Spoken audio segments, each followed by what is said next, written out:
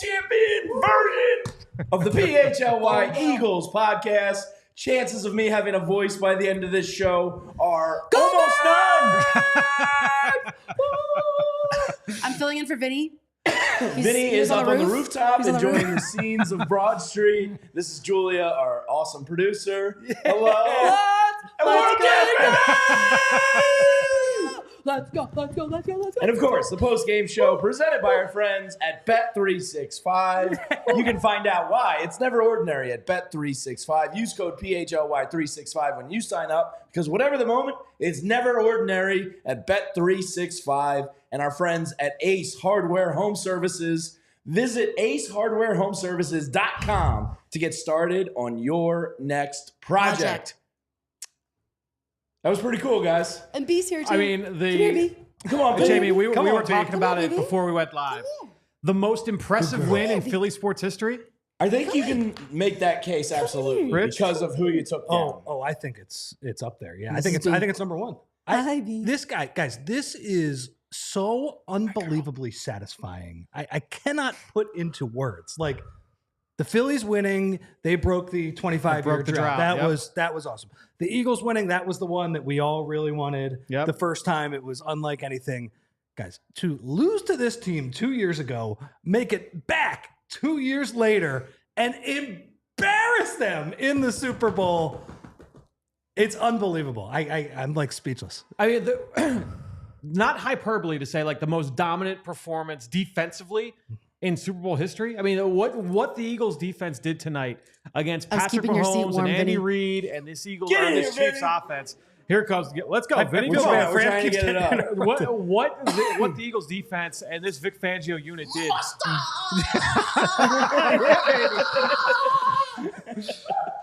Vinny, what did you see from this Eagles defense tonight? Straight domination. Straight domination. 40% plus on the pressure. Oh, boy, I'm so hyped right now. God damn. Forgot we got a mic. Come on.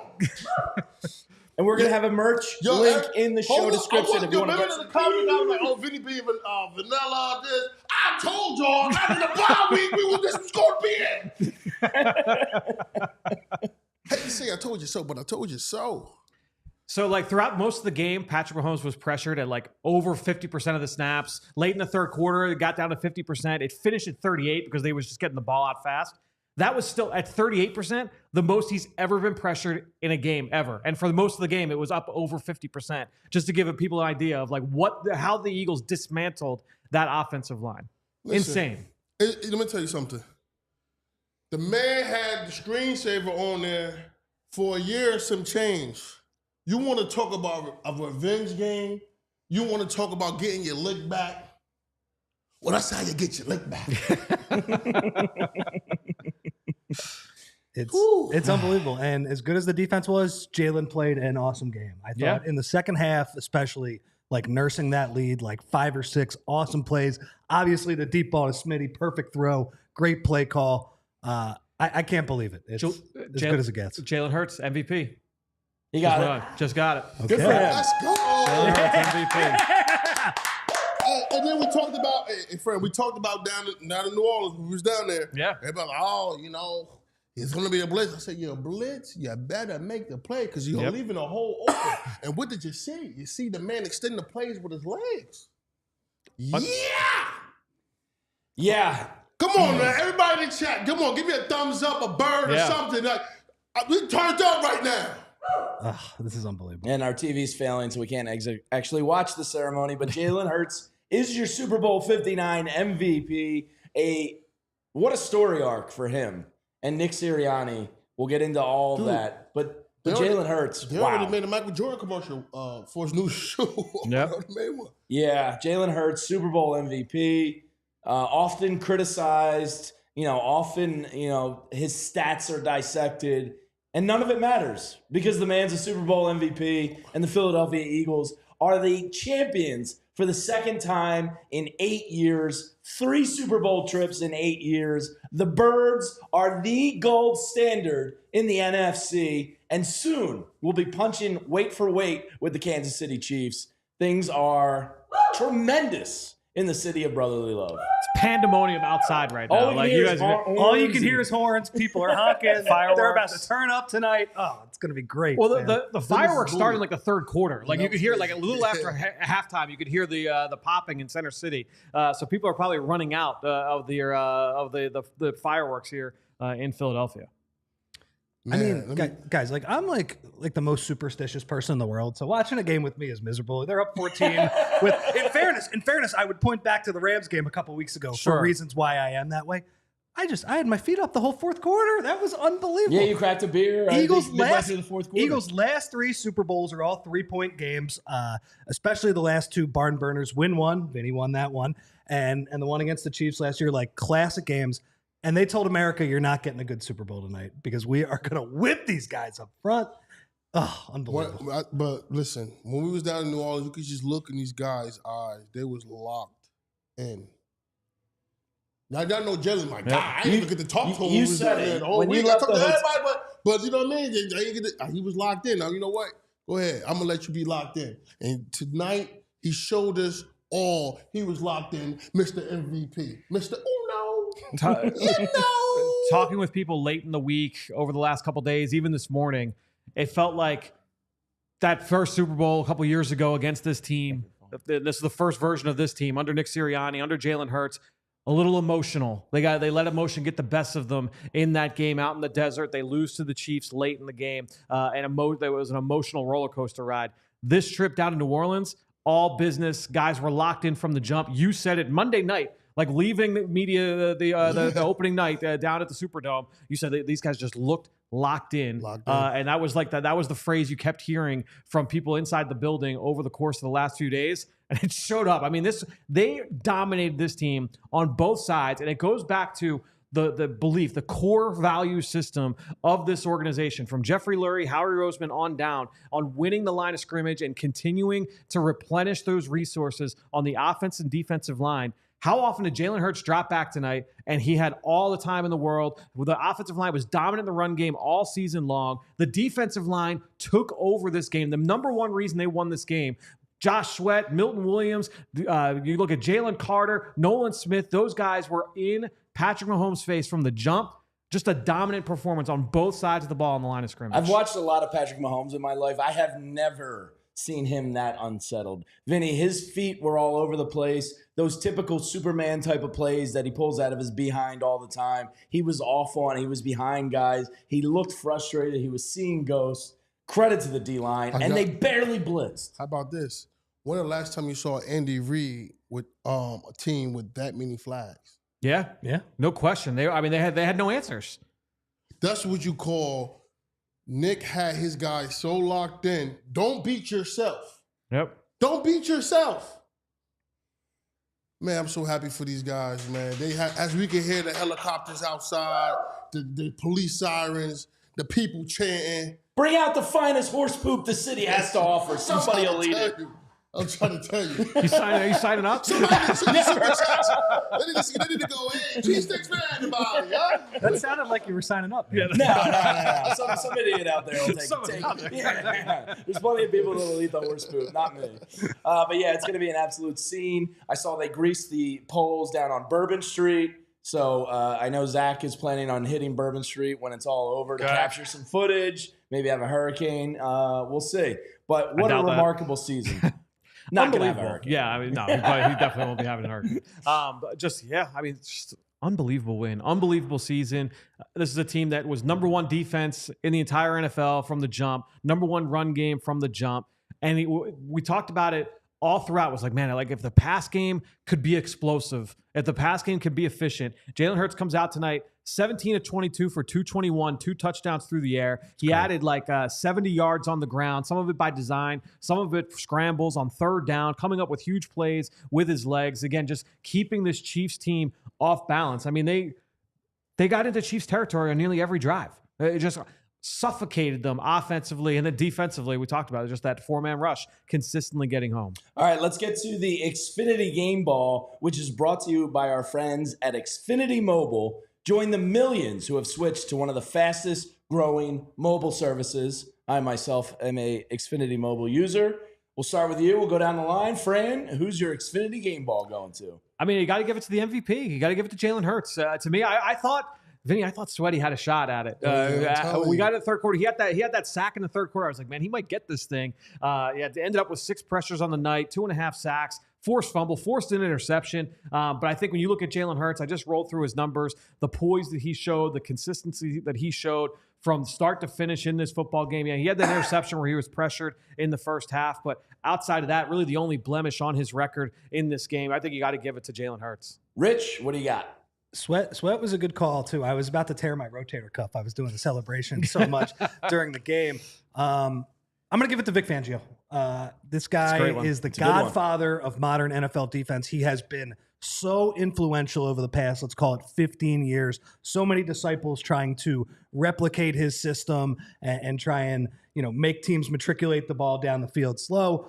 Has never won a Super Bowl. Goes back to New Orleans, a place where he lost a very close Super Bowl a little over 10 years ago, and he puts on one of the most dominant performances against a team that put on one of the most dominant performances against this Eagles team just a couple of years ago.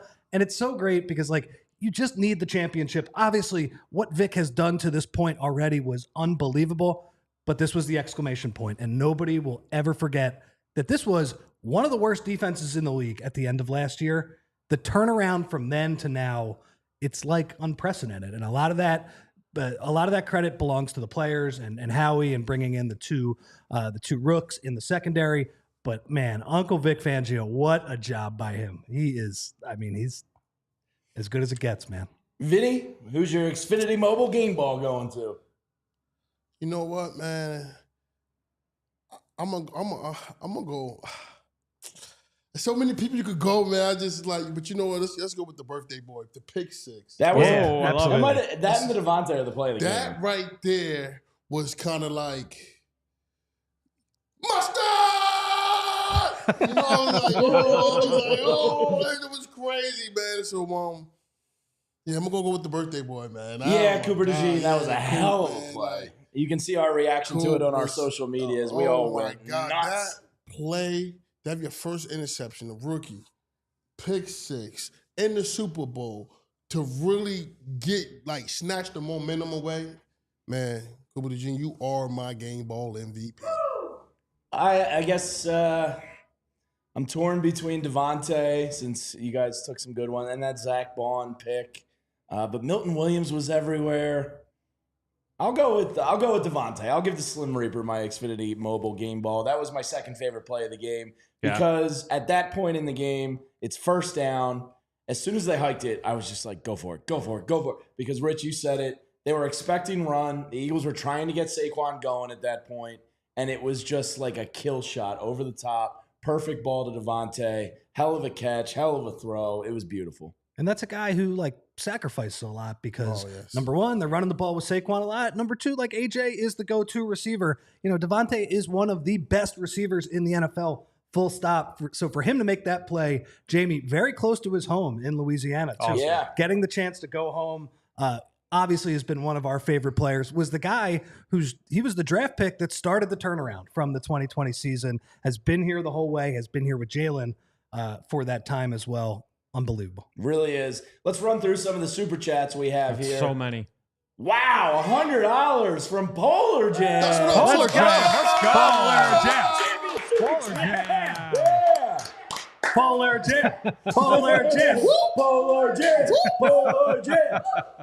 Polar Jam says, forgot I ordered the PHLY Sickos t-shirt in August until I found it before the Packers game. Wore it every game this postseason. Wow. Hell yeah, fan. Oh, yeah. Go Bye. Let's go. Birds!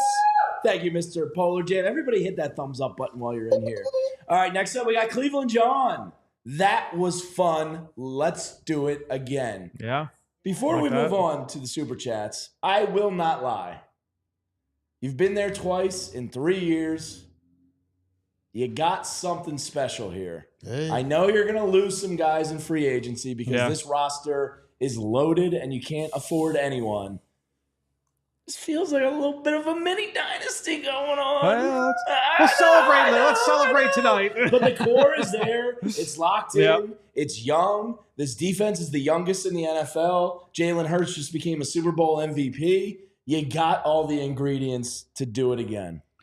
Yeah, I mean, look, this is a team. We saw it on Twitter tonight, right? So like every time the defense would make a play, you know, I was Johnny Venables from our PHNX crew. They're like, future Arizona Cardinal Josh Sweat. Braggs in Chicago said the same thing. Bragg said the same thing about Milton Williams. Oh, future Bear Milton Williams. It's like, guys, like let these guys celebrate tonight, and then we'll talk about the offseason a little bit, but. This is a team that obviously, look, they hit on all cylinders defensively in this football game. And yeah, they do have a bunch of free agents. But look, they made all the right moves. They pushed all the right buttons a year ago, last spring. They don't need to hit them all out of the park like they did last year. But, if they can bat 500, you'll feel pretty good going into next year. I think Zach Baun is – Milton Williams, like, damn, he's good. It's going to – hopefully you can hold on to him, but I think Zach Baun, you absolutely need to keep. Absolutely. Josh Sweat, I've already accepted, probably is gone.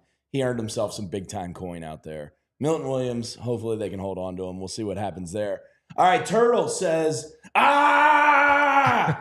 Thank you, Turtle. Appreciate the super chat. Oh, we got Braggs in the stands. Our buddy from CHGO says, congrats, PHLY. Love you guys. Braggs. Love you, Braggs. Go, Braggs. Now, there's a weird phenomenon that happened this week. Uh-oh. America was cheering for the Eagles. Oh, yeah. Yeah. Oh, yeah. It's pretty awesome. Did they expect this, though? I don't think anybody expected this. But we all in the chat. I mean, there's honking in L.A., in Iowa. I've seen Oregon, all over America. Everyone's celebrating Eagles win right now. It's pretty awesome. I mean, awesome. Jamie, this was perfect because, like, watching the end of that Bills-Chiefs game, which was a classic game, I was thinking, like, I think the Bills might be a better matchup, but beating the Chiefs would be so much more satisfying. Yeah. I might have been wrong about the Bills being a better matchup, honestly, too.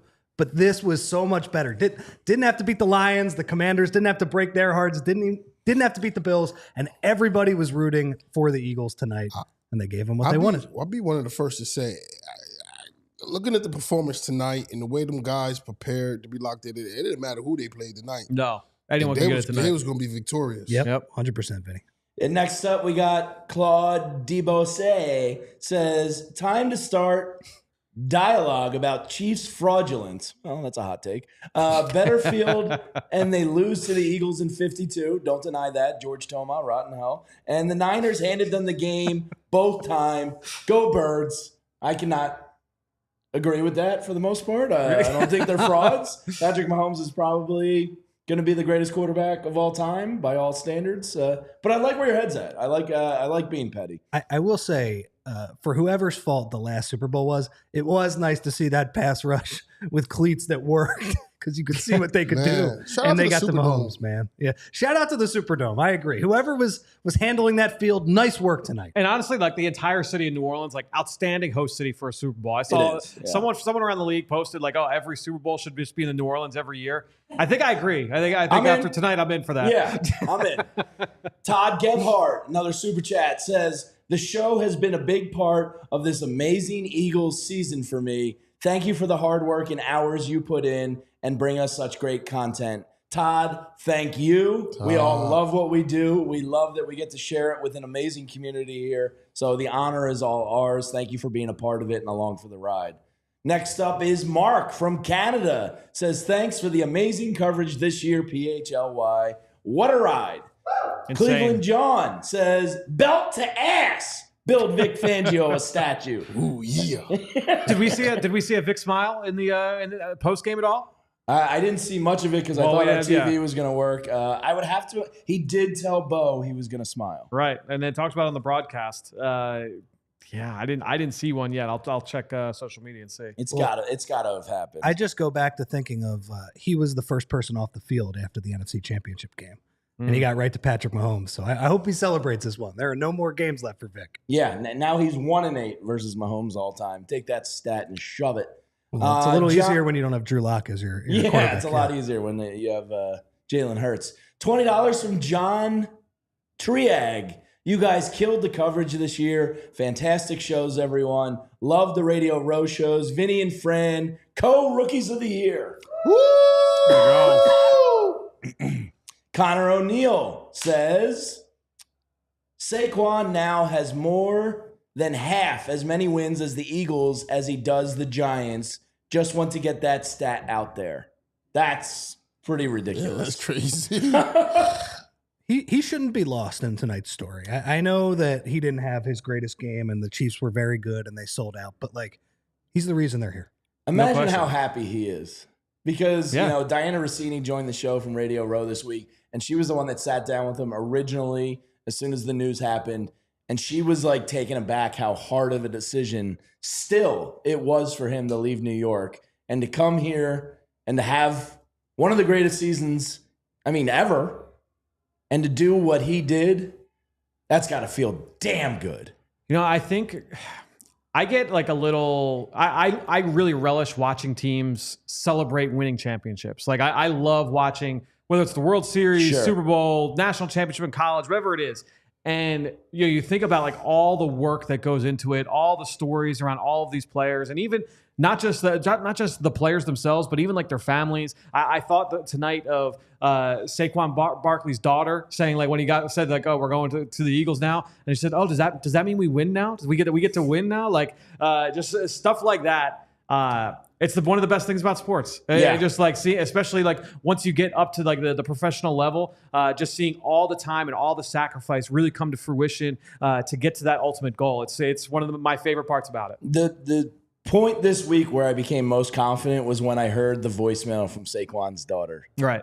Where it was like, Daddy, we're going to love you whether you win or lose, but you can go out there and win. And I saw Vinny's pictures with a young Noah Curry celebrating. And like that human connection to the guys, it's such an easy and great team to root for. Like there's Very nobody much so. really dislikable. Everybody's awesome. So really happy for Saquon that this paid off. And us, and all of us. But that's pretty damn cool. Awesome. Mekhi Becton, Zach Baun, Quinyon and Coop, like all these guys that were new contributors, and then you help a Slay, you help a BG get a second ring. Like it was just perfect. We're gonna have people popping in and out. We got a special guest right now joining us. Oh, let's see who we got. Do they have clothes on? Tyler! What kind of a question is that, Jamie? Come on now. I knew if I knew it was you, you'd be clothed, of course. Why does it not surprise me that that's coming from your mouth? Tyler, where are you right now? I am sitting in a car outside of the party. It's myself. It's my dad here. The guy that got me into football. This is the smartest sports stat guy. If you want trivia, that's the guy to go to. My sister's back there, so we're just about to leave. But oh my gosh, what a night, guys! So where'd you watch the game? At your dad's house? Where'd you guys go? A party? No, we the group of guys that my dad's been going to the Eagles games with for I don't know, close to 30 years now. 40. So that they're extended families. It's we're on generation 2 and 3 at this point. So it was just an unbelievable experience. All right, were there tears shed? Actually, what the funny thing is, not as much. It was more elation today, and I think it's probably a combination of A, it's the second Super Bowl, and B, it felt like a foregone conclusion for 2.5 quarters. So this one was more party, pop champagne, celebrate, elation, as opposed to the emotional outburst at the end of Super Bowl 52. It's a final play, so this one was more fun. At what point did you know game was over? Like this at this point, like there's no way Kansas City's coming back. DeVonta Smith touchdown. That's it. That was probably the second best ball that I've seen I've seen Jalen Hurts throw this year. The only other one to me that was better was the 4th down throw to AJ Brown 2 weeks ago. And it was just an unbelievably poised performance from Jalen Hurts tonight. Ran the ball effectively, threw the ball effectively, 5 incomplete passes all night, almost 300 total yards, 3 TDs. Just an unbelievable performance from the Eagles quarterback. And all that guy does is win football games, guys. So Tyler, some big news tomorrow. You gotta get to work, man. Yeah, it's gonna be a quick turnaround and probably a long night because not only do we have all of our shows tomorrow, but PHLY Philly show comes back tomorrow. Here we go. Super excited. So thanks for letting me plug that. I appreciate that. Yeah, of course, man. And what time is that going to be happening? Tell the people.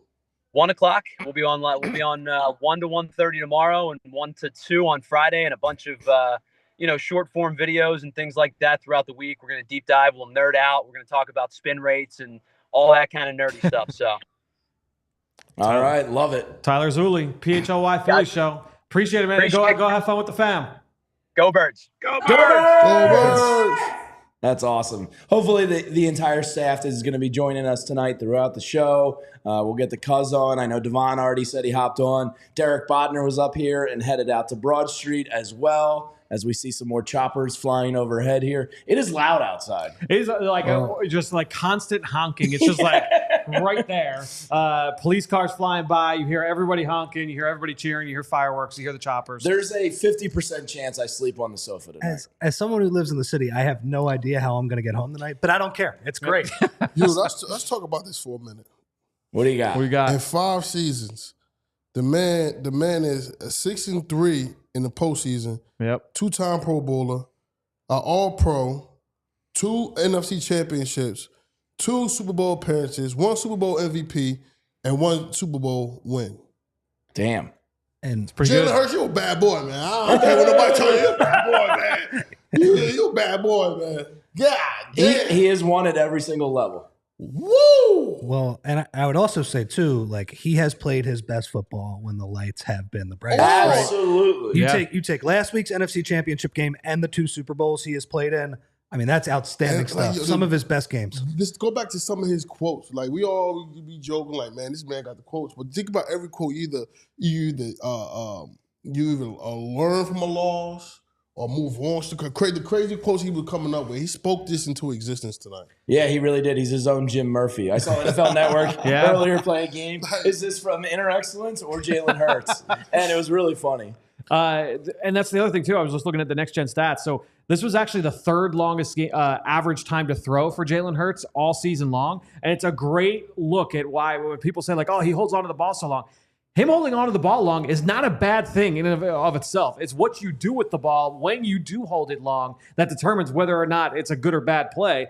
Here tonight, that was a positive. Whenever he held the ball long, he made good decisions with the ball. He was able to find receivers late in the down. He only had 5 incompletions on the whole night. He had a couple that were throwaways. Jalen was awesome tonight. He several times tonight I said he's got all day. He's got all day. The pass protection tonight, Fran. What jumped out to you? They were dominant. Yeah, they did not let those guys get home. I mean, one of the key plays was on the blitz, my boy Saquon. No question. The way he picked up that blitz. That was the Dotson play. Jahan Dotson Yeah. play. Woo! It was awesome. That was crazy. Could you imagine if you did a My man ran into a brick wall. if you had Jahan Dotson opening touchdown, Jamie, and you missed it by that much? God, I would have. The odds on that. I don't That would even be know. they Plus might not even 4,000, had to be 4,500. insane. But no, so Saquon, he's been like that. That's the thing is that like as good as he is as a runner, like the things he does from like a dirty work standpoint, like getting the dirty yards between the tackles. It's not just like the big plays, the game breaking runs outside the numbers, but getting those dirty yards between the tackles, the pass protection stuff. He's been so money all season long doing all of that. What did you make of the Chiefs attacking of the run defense? They really couldn't get it going much today. What did they do like great there?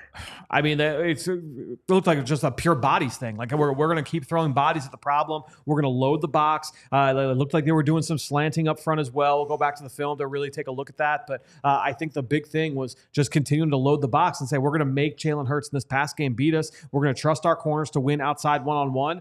And clearly that did not work well enough for them tonight. They were hoping that Watson would be able to hold up a little bit better. But A.J. Brown against Trent McDuffie, like, he's got at least 4 inches on the guy, 3 or 4 inches on him, and 30, 40 pounds on him. I mean, he's going to win that matchup more often than not. You know what I really wanted to see at the end of the game? Carson Wentz.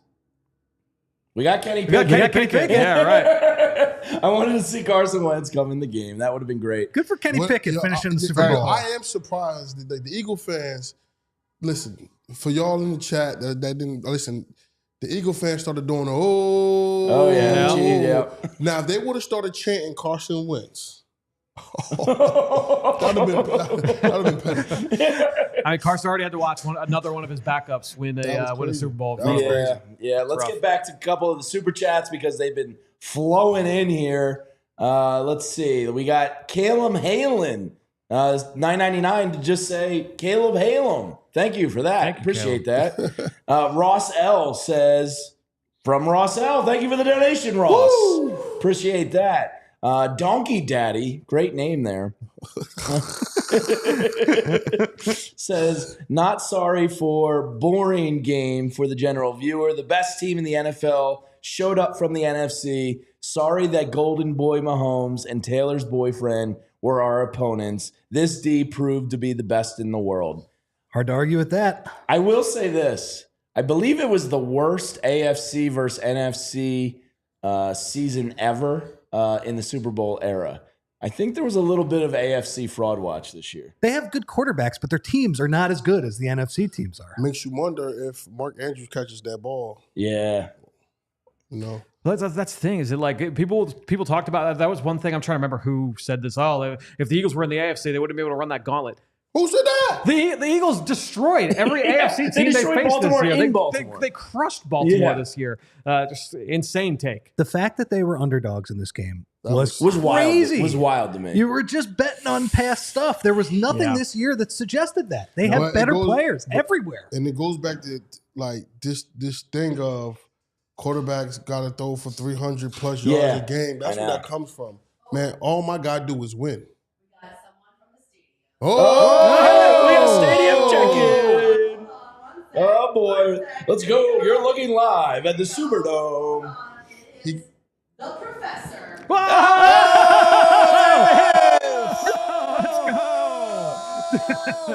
The professor!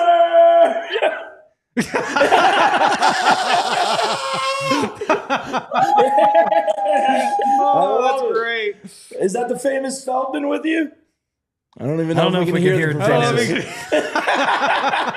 Oh, that's outstanding. That is awesome. I told you. There he is. There he is. I told you. Oh, that's outstanding. Deniz, tell us about your night, man. Oh my goodness. Oh my goodness. What is there to say? What is there to say? My binoculars got confiscated by the Secret Service. And this man right here, Defop Sunset Shaz, selflessly let me use his. Wow. Defense side, you are the real MVP. Oh my goodness. Unbelievable. Unbelievable. You guys were right. You guys were right that Jordan Love is exactly as good as Patrick Mahomes. You guys were right. You guys were right the whole time. I apologize.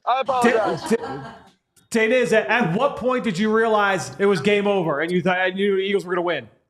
Feldman and I were talking about this. It was weird because it was such a slow. There's Feldman right there. Feldman, there we go. Slow, dominant. Jason Hott right here. Oh, Devon, Jason. Slow, dominant. Just dominant win. I think the moment was the Cooper DeJean pick six where it happened kind of right in front of us. And it was just like an unbelievable, like I thought my head was going to explode. And then after that, it was just like calming down the rest of the time. We were talking about how the Smitty bomb in a normal game would have been like this historic Eagles touchdown. And it was like an afterthought. It was like, did that make it 34-0? Like we were trying to remember. Exactly. Just awesome. Well, Deniz, enjoy, celebrate with Sunset Shaz, with Feldman, with Jason, with all those guys. It's such a great group. Right. That's awesome. Give everybody huge hugs, and we'll see you when you're back in Philly. Absolutely. See you guys at the parade. Thank you, Professor. Let's go. And Polar Jam, who already contributed with a great super chat, says, even the professor's connection is better than Bo's. It's true. We'll see. I think Bo knows that he's got to switch to the mic, to the hard mic for post game. That's why Zach got to the mic for the kickoff. That was a beautiful disaster, him joining us on the pregame show. I kind of felt more confident after I it did happened, too. The Eagles are 1-0 now when Bo broadcasts underwater before the game. So, all right, before we get back to some more super chats, we got to take a quick break to tell you about some of our friends here at PHLY. And those would be my friends over at Bet365. Bet365. You can find out why. It's never ordinary at Bet365. And I am happy to say I just cashed a plus 1,400 ticket from Bet365 on the Eagles preseason odds. I also cashed the plus 750 NFC champion ticket. And this is one of the many reasons why it's never ordinary at Bet365. Over 90 million users worldwide. And it's simple. That many people cannot be wrong. They've perfected live in-game betting. They stream over 780,000 events every single year, and they have the best early payout offers across NBA, NFL, NHL, and Major League Baseball. They pioneered live in-game betting. They've got great same-game parlays, and right now, win or lose, Bet365 gets new customers $150 in bonus bets when you bet $5. Win or lose. Sign up, use that code PHLY365, deposit $10, and place a bet for $5 to get $150 in bonus bets if your bet wins or loses. Bonus bets can be used on spreads, totals, player props, futures, and more. Whatever the moment, it's never ordinary at Bet365. Must be 21 or older and physically located in PA. If you or someone you know has a gambling problem and wants help, call or text 1-800-GAMBLER. And my voice, the odds on Bet365 of it being gone tomorrow morning are probably at minus 480. For the Jamie's best bet for the postgame show. Well said. All right, let's do our Super Bowl ad reads. Let's continue with our friends at Ace Hardware Home Services. Got a leaky pipe? At Ace Hardware Home Services, they are around the block with everything that you need to fix it, including the person to do the fixing. Do you have an air conditioning issue? They also have a person for that. How about a faucet that you said you would fix last year? They have that person too, because now Ace is not just the helpful hardware folks, they are also the helpful home service and repair folks. From plumbing to heating and cooling, they've got the trusted pros to keep your home humming all year long. Ace Hardware Home Services, they're bringing helpful home, the helpful you love, from the store now to your front door. And Ace guys, they bring experience. They're local plumbers and techs that handle everything from repairs and seasonal maintenance to installations and upgrades. They bring understanding. Ace listens to your goals, and the job isn't completed until you, the customer, are satisfied. And they bring helpful to your home so you can spend more of the time on the projects that really matter. Visit Ace Hardware Home Services online at www.acehardwarehomeservices.com to get you started on your next project.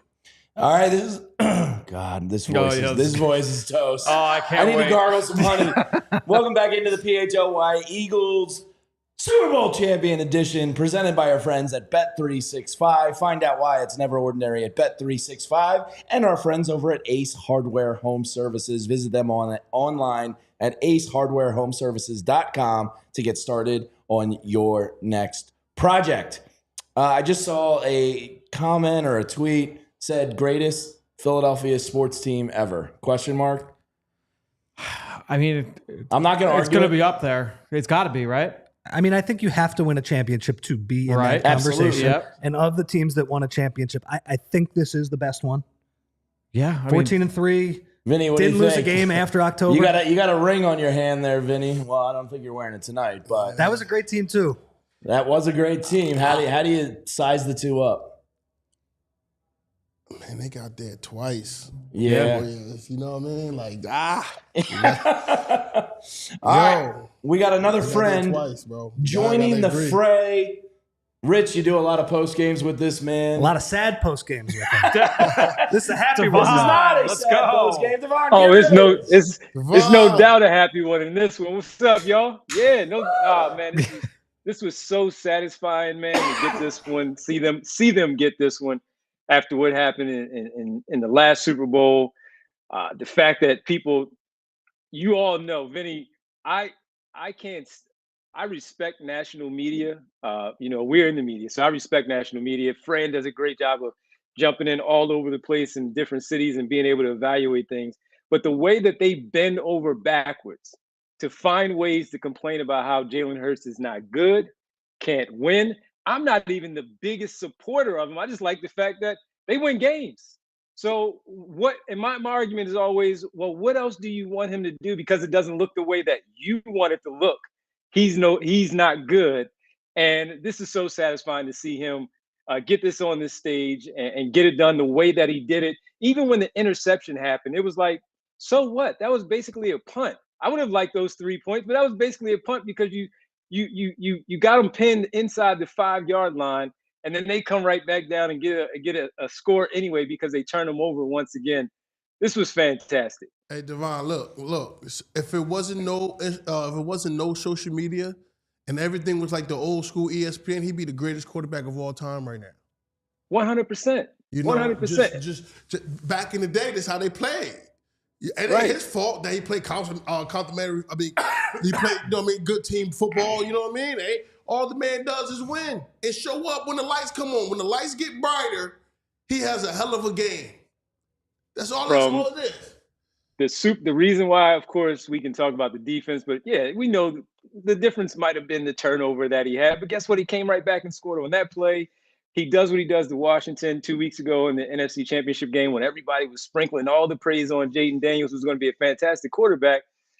But he showed up and he did his thing. And this was great to see him do this, the dual threat. They sold out to stop Saquon Barkley. He was like, okay, cool. All right, cool. That's fine. The man did what no quarterback in the history of the Eagles organization did. Got to 2 Super Bowls. 2.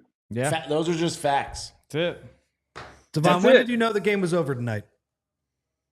All right, so the first one was really when DeJean, like you guys said, got the interception and took it to the house. I was like, oh, okay. And then when they came back and they started physically abusing Patrick Mahomes in that offensive line again, I'm like, oh, they can't, and there's no blitz. They're doing this with the 4-man front, and they cannot stop them. And once that happened, and then later on when DeVonta caught that deep pass, and that was it. You know, it was like, all right, this is done. I couldn't even really get emotional and all that because this was well in hand a long time ago. But it was great. It was a great feeling. So that's when I felt like I knew after DeJean got the pick 6, and then later on following up with the touchdown to DeVonta Smith. It was great, man. I gotta say, I think DeVonta was like feet up, hell yeah, let's party on Broad. But that Cooper DeJean pick 6, that's kind of when I felt it.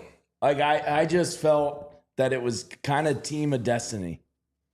Especially when it seemed like he was really confused. He didn't know what he was seeing. The coverages and how they mix it up the way that they did. And they had Patrick Mahomes confused of where he was going with the football. So that was amazing. Vinny, I did want to ask you this though, Vin. When you are a defensive lineman and you guys are starting to feast like that, again, with just a 4-man front, how were they just getting there the way that they were so easily from my couch, of course? They come in bunches like that. Once they come in bunches, whoever got the hot hand first, that's what they slide through. And now it's the next guy that really takes off. Now, if you go there, Jalen Carter was getting double teamed, and Milton Williams made the most of what we saw all season, you know. That was just crazy. And then they missed a few calls that was holding penalties, that was pressure definitely coming from that left side. Mm-hmm. Yeah, just amazing, man. So amazing. Devon, where'd you watch the game? Who'd you watch it with? What was the vibes? So I'll just go back to last time they were there, they lost. I was working. I was out with a lot of people. I didn't like that. When they won, I was with my family, my immediate family, you know, my girls and all that. And so we all sat here, just us, and they got the W. So my youngest looked at me and said, I think we know what the formula is going forward. Yep. Right here. Locked in for life. Yeah. Yep. I'm just like Rich. The superstition is there. I don't do anything any different than what's working, and it worked for a second time. Yeah, Devon, I said to these guys earlier, there was a point in my life where I accepted I was probably never going to see an Eagles Super Bowl. Yeah. Now we've got 2. Spoiled. Look at you. Spoiled. And these kids don't know how lucky they are. Because we got greatness everywhere. I told my son that. He's like, yo, he see me arguing, and he was like, Dad, I don't understand why you arguing. Why he talking like the Eagles ain't this? And I'm like, so he said, Dad, he's a Cowboys guy. I was like, you just don't know. You just don't know. Don't know. But it's our turn now. That's right.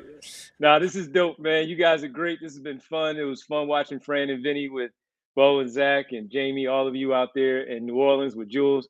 And this has been a fun ride, man. Watching you guys do your thing. Me and Rich talking and before, like, yo, what's going on? How you feeling? You know, but Devon, hey, don't be surprised if you see me go down Broad Street and go live and be crowd surfing. Hey, do it. Hey, you're a part of that family. You need to be out there. You need to be there. Yeah, be crowd surfing. And don't worry, that party's gonna be going on for hours. Yeah, it sounds like that's not dying down anytime soon. Well, Devon, get back to the family, man. Thanks for hopping in and celebrating with us. We love you. Good to see y'all, man. Yeah, we'll see you soon, buddy. All right, dude, Devon. See you, man. I love having the staff. John is there. He's at the game. We got another guest. All right, let's bring him in. This is great. I love this. Oh, where are we at? Yo. John, we out.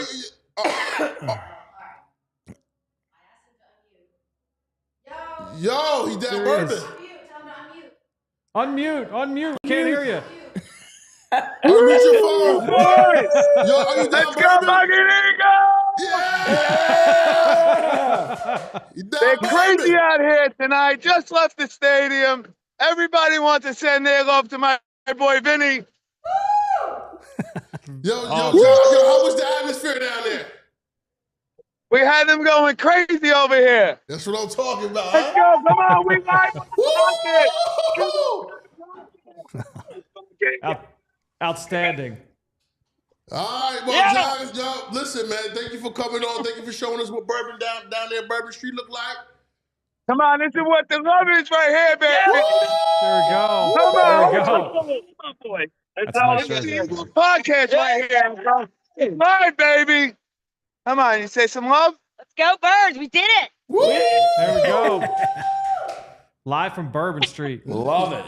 Look at this cell service kicking Love ass. you, baby. Oh, I'll bring you live on Bourbon Street in a little bit. This is awesome. Thanks, John. Love you, boys. Thank you, John. Go Let's go. Thanks, John.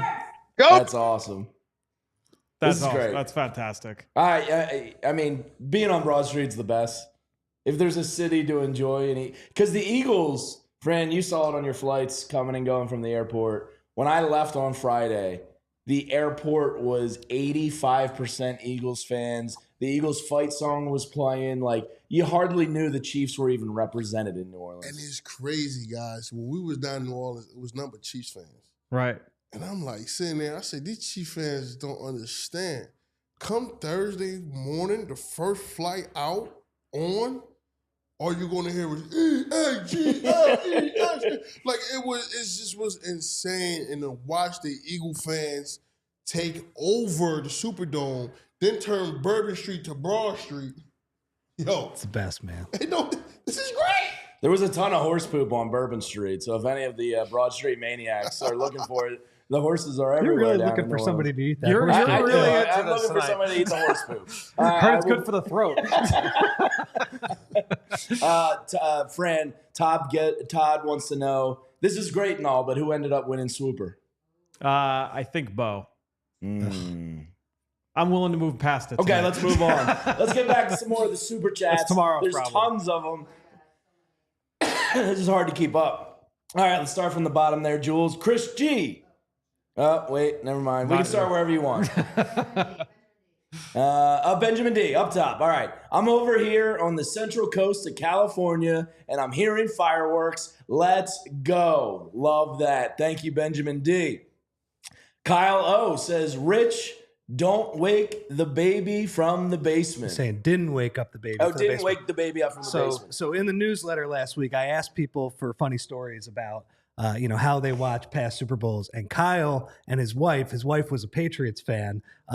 This was before they got married. They made a joke with each other that they would break up after the Super Bowl. And she did not text him for a full week. But now, and then she picks up right away after it's over. That's great. And they just resume their relationship. They get married. They now have a kid. Everything worked out. That's funny. awesome. That's awesome. Love that. Mikey Faze says, what's that? Oh, Davis there you Covey. Go Birds. That is all. Thank you, Davis. Mikey Faze Says Feldman. That is a great name. It makes me think of Seinfeld immediately. And it just an outstanding. We got a Feldman appearance on the show. I mean, that's as exclusive as it gets. Yeah. Chris, our own Vince Pellegrini, $99. Tell him to join. I'm about trying to send him the link. That's our old coworker. Fletcher Cox is calling Vinny Curry right now. So give him the link. Yeah, we'll send him the link. Fletch hates the media though, which is very funny. Hey, but you know what? He's PHLY alum. Oh, he's a PHLY guy for sure. We can get Fletch Vince on. Pellegrini, $99. Vince. I just want to thank all the diehards. I also want to thank Jamie, Vinny, Rich, Fran, Julie, Chris, Les, Bo, and Zach for putting in so much work. Spelled the name wrong, but the effort was there. Thank you, Vince. We appreciate you. Julie, that's pretty rough, actually. Chris G. Oh, yeah, you're not a Julie. You're a Julia. Yeah, well, you know, he's excited. The Eagles won. Chris G says, from North Dakota, E-A-G-G-L-E-S, Eagles! Go Eagles. Amazing night. So proud of the boys. Going to be celebrating all night. Go Birds. Work is going to suck for a lot of people tomorrow. Or it's going to be great for a lot of people tomorrow. Because I feel like, when you have a night like this, it makes tomorrow easier. So last time this happened, I didn't sleep for about 2.5 days. I stayed up through the night. I went to the radio station at like 3 a.m, went on early, stayed awake, and then the next day people were like, well, we got to go out drinking. The Eagles won the Super Bowl. And I was like, all right, yeah, cool. So you get that adrenaline. I slept for about 17 minutes the night of the Eagles win in 2018. Love it. Yeah. I wrote a story about the Philly special. It's a great night. Oh, yeah. I wonder what story, what are they going to write about this time? I mean, it's the D line. Yeah, well, we'll ask Zach in a little bit. I think for Zach, it'll be, what's the first line? Is it going to be Jalen Hurts winning MVP, or is it the defensive line dominance? My guess is Zach sometimes likes to break it up into two stories. Might be MVP. Yeah. Two of those guys with D line, man. Like, we're gonna be sad we writing about them and we can't retain them. And they're not gonna be here. Yeah, it'll be interesting. And Zach and Bo are gonna be joining us from the Superdome, but they're out in the locker room, probably getting drenched in a little champagne. Maybe some light beers are flowing. Not for them, but people will be spraying, and it's gonna be a party in there. Vinny, I feel like we've asked you so many questions about what it's like to be an NFL player this year, but what is that locker room like after you win a championship? It's pandemonium, guys. Oh man, it's pandemonium. Especially everything you go through, from the ups and downs, the highs, the lows, throughout the season, and to finally come out on top, victorious, holding that Lombardi trophy. It's nothing like it, and it's surrounded by your family and friends, and people don't understand how much time really go into this game. You spend more time with your teammates, coaches, and coaching staff than you kind of do at home. Yep. For a couple months. Yeah. And that's really, really rare. So when you see some of the arguing or the shouting at each other stuff, like you gotta take it with a grain of salt. Like you can't take that too extreme because it's just like you're nagging me, man. You're nagging me, but it's just when you're around somebody for so long and so much, you might need a break. You might need to talk about something, you might need a break. And that's what I feel about this season. I feel like all the way up to that bye week, you saw perseverance and you saw, okay, let's just talk it out like the brothers we are, and then go on a crazy run the way they did and come out on top. Man, crazy, man. So what actually happened? Are people looking to get out of that locker room relatively quick? Are they enjoying the party? And then you go back to the hotel, friends and family meet up? Post-game party right now. Listen, right now, everybody's you got about 25 more minutes, 25 more minutes. They're going to say, hey, all family, jump on your bus or wherever, however you get into the Eagles post-game party. That's where you're going. The players will meet you there. No, they have it in a separate venue. Both teams have a post-game party. And obviously the mood is dictated by how the game goes.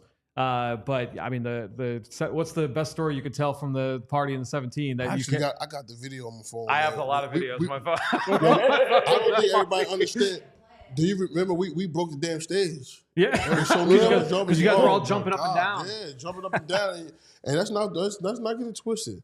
I'm pretty sure the way the players was locked in, they had a little drinky drink ready for afterwards. Oh, I bet. So think about it, you have a drinky drink and it's passed around. By the time you get off that bus to that party, you're already feeling nice. You're already in the matrix. You usually have some kind of a musical performance. We had Cardi B in 2017, which it's a small venue. I would imagine Gilly the Kid will be up on the stage at the post game party. Yeah, but they'll book a separate artist. Like Gilly the Kid is just like, all right, like he's got passes, he'll be there. Yeah. But like they would have booked somebody else. I wonder who the. I'll see if I can get info. Yeah, I'll see if I can get some info. Find that out. That'd be cool. Now, to like the celebs like Bradley Cooper and Anne Hathaway and all these Eagles type of fans, do they all get invited to this type of party too? Is it? Yeah, I would think so. For anyone that wants to go, I would think that they would have gotten a couple passes to get in there. That's pretty great. Yeah, the party in 17 was not. I didn't go to the one in 22, but in 17 it was pretty awesome. Yeah, it's pretty great. New Orleans is a great city to do it in too. And then what happens? Is the first flight out in the morning type of thing? Yeah. And then like for me, went to the party or whatever, but that was just like I was still in awe. Some people didn't sleep. Oh, there! Some big fireworks out the window. But so yeah, some people didn't sleep, man. Some people partied all night. But like I said, this was like the fireworks are out. This was special, man. It was special, man. So I'm just so happy for this group. And then walk us through the rest of the week. So you get back home Monday. Do you have to go in? Is it clean out? Like, and then you're just getting ready for the parade. Like, how does that week after a victory like play out for you? Monday, you get off that plane. When we got off the plane, it was. Like it had to be like. What you think, Fran? Like maybe. Had to be like 10,000 people out there when we got off the plane. Well, we got off the plane. Easy. So it was like it was crazy at the airport. All the way down to the home line. Yeah, all the way back to Novacare. So that'll be tomorrow. They'll have time off. From what I understand, parade's going to be Thursday. Okay. That's what it was last time. Yeah. And if the weather is bad, I think it's gotten better on the predictions. But Friday would be the weather day. Okay. It'll get done because. They're not pushing it to next week because players and coaches are trying to get out of town. Yeah, they want to go on vacation. It's been a long year, so those guys are getting out. So my guess is that it'll happen Thursday unless the weather is like really, really bad, and otherwise it would get bumped to Friday. I think it's supposed to rain on Thursday now, not ice and snow. We'll talk about we got plenty of time this week to talk about the parade, but the parade is and we got something up our sleeves for the parade day here at PHLY. So stay tuned for that announcement. All right, let's get back to some more super chats here. There's so many of them. I don't want to miss any of them. Patrick McMichael, a little 1999 action. Love that, Patrick. Go Birds. Cheers to the best sports crew in Philly. Watched from Jamaica on our baby moon. Yeah. Congratulations, Patrick. Open to name suggestions. Cooper seems like the leader in the clubhouse. I like the name Cooper. Cooper's good. I think I saw there was a comment in the chat a little bit ago, earlier in the show, that there would be a lot of babies named Vic 9 months from now. We're bringing it back. Yeah. Coming out with a zin in the lip. Let's go. Benjamin D says, I was wondering what would break first, your spirit or your body. Which is what Jordan Mailata said last week. The Bane line, yes. Mailata is the man. Oh, outstanding. He is just the man. And I mean that. I think that Christmas album deserves a Grammy. Yeah. You were onto something there. I wonder what would break first, your mind or your body. That was pretty good. Yeah, that was a little better. That was strong. Yeah. All right, Kyle O says, Eagles are 2-0 in Super Bowl with Wentz on the bench. Again, just facts. Nobody can argue that. That's something you would have came up with, That's something you would have came up with. We found Jamie's burner. Yeah, that was pretty good. Man, I shouldn't enjoy the Wentz slander as much as I do. Man, the 10-year anniversary, I don't think much coming, man.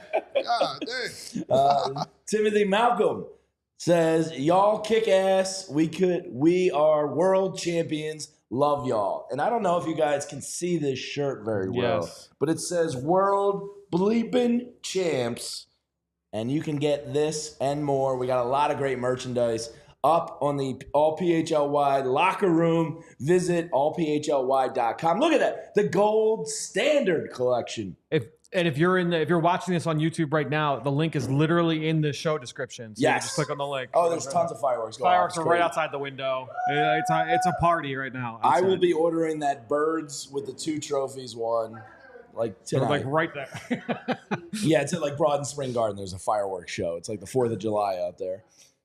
For us, no. Not safe for us. Julia says it's not safe. There's a lot of stuff that's going on out there that's not safe. It's literally right outside the window.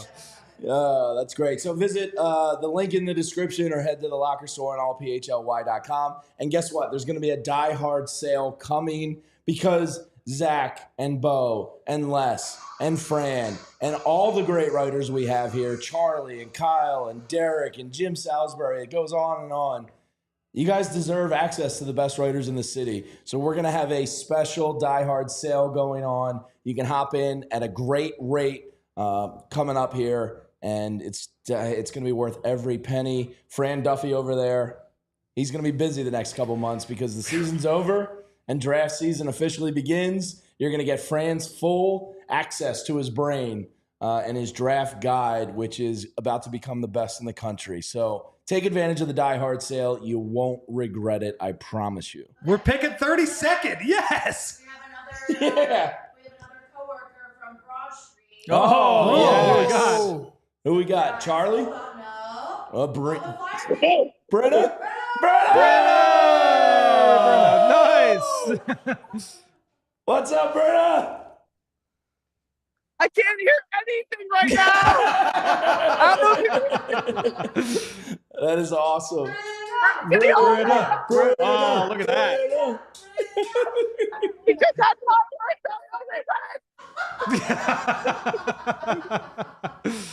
I'm shocked the cells are even working. I know, right? Yeah, it's better than I thought. Look at honestly. that. Yeah, that's shoulder to shoulder down Broad Street. Have you seen any pole climbers yet, Brenna? We're headed down the street. She's not going to be able to hear a word. She's not going to hear That is awesome. Oh, that's great. That is awesome. Hold on. He's a climber. Hold on. Yeah, it's a party down there. Oh, man. I'm trying to see where that is on Broad. Oh, you can see the fireworks. Yeah, There we go. it is. There's That's our awesome. office. It looks like it's the Avenue of the Arts. Yeah, it looks like it. Yeah. It's a good spot to be. Go Birds. Go Birds! It's a great hoagie mouth there. Oh, man, that's strong. nuts out there. Love these people. Cars, just like a steady honk for like the last hour and a half. I think that one's in our building. This guy's about to drive Might next be to our my building. Yeah. All right, Brendan, we'll let you go party. Enjoy Broad Street. Thank you for giving us some sights and sounds out there. That is awesome. Love you. Yeah, Make love sure you, you're Brenna. following the PHLY Flyers show. Yeah, Charlie, Brenna, and Charlie, Bill Brenna, and absolutely kill the Flyers coverage. So make sure you're following along with them. All right, before we get back to some more super chats, let's take a quick moment to tell you about more friends of ours here at PHLY. And that's our friends over at TrueMark Financial Credit Union. They're based right here in Fort Washington, and they have 24 area locations all around the Delaware Valley. And maybe you racked up a big credit card bill on a Super Bowl trip, or the Christmas holiday season ran up your credit card bills, and you want to tackle that in the smartest fashion you can.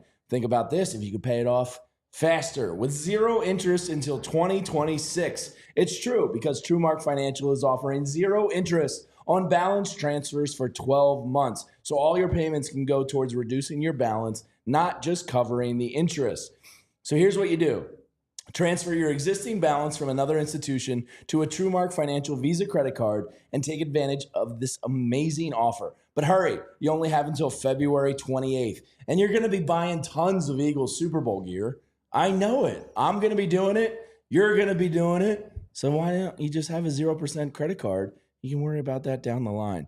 So till February 28th, you have to handle that. So whether you're interested in earning rewards, cash back, or simply prefer that lower rate for everyday purchases, with TrueMark Financial, you can choose the credit card that best fits your financial needs. Visit TrueMark.com/compare for full details and to apply today. TrueMark Financial, federally insured by the NCUA, equal opportunity lender. Terms and conditions apply. All loans subject to approval. 3% balance transfer fee applies. Standard rate applies after the promotional rate. We'll now hear from our friends at Golden Nugget Jewelers because the Eagles, Rich is gone. Well, no longer there. The Eagles, they took care of business tonight. They got their ring. Now it's time for you to get your ring. And if you're going to get your ring, no better place than to go than to Golden Nugget Jewelers, because for the past 30 years, Golden Nugget Jewelers has operated out of the very same location right here in the heart of Philadelphia.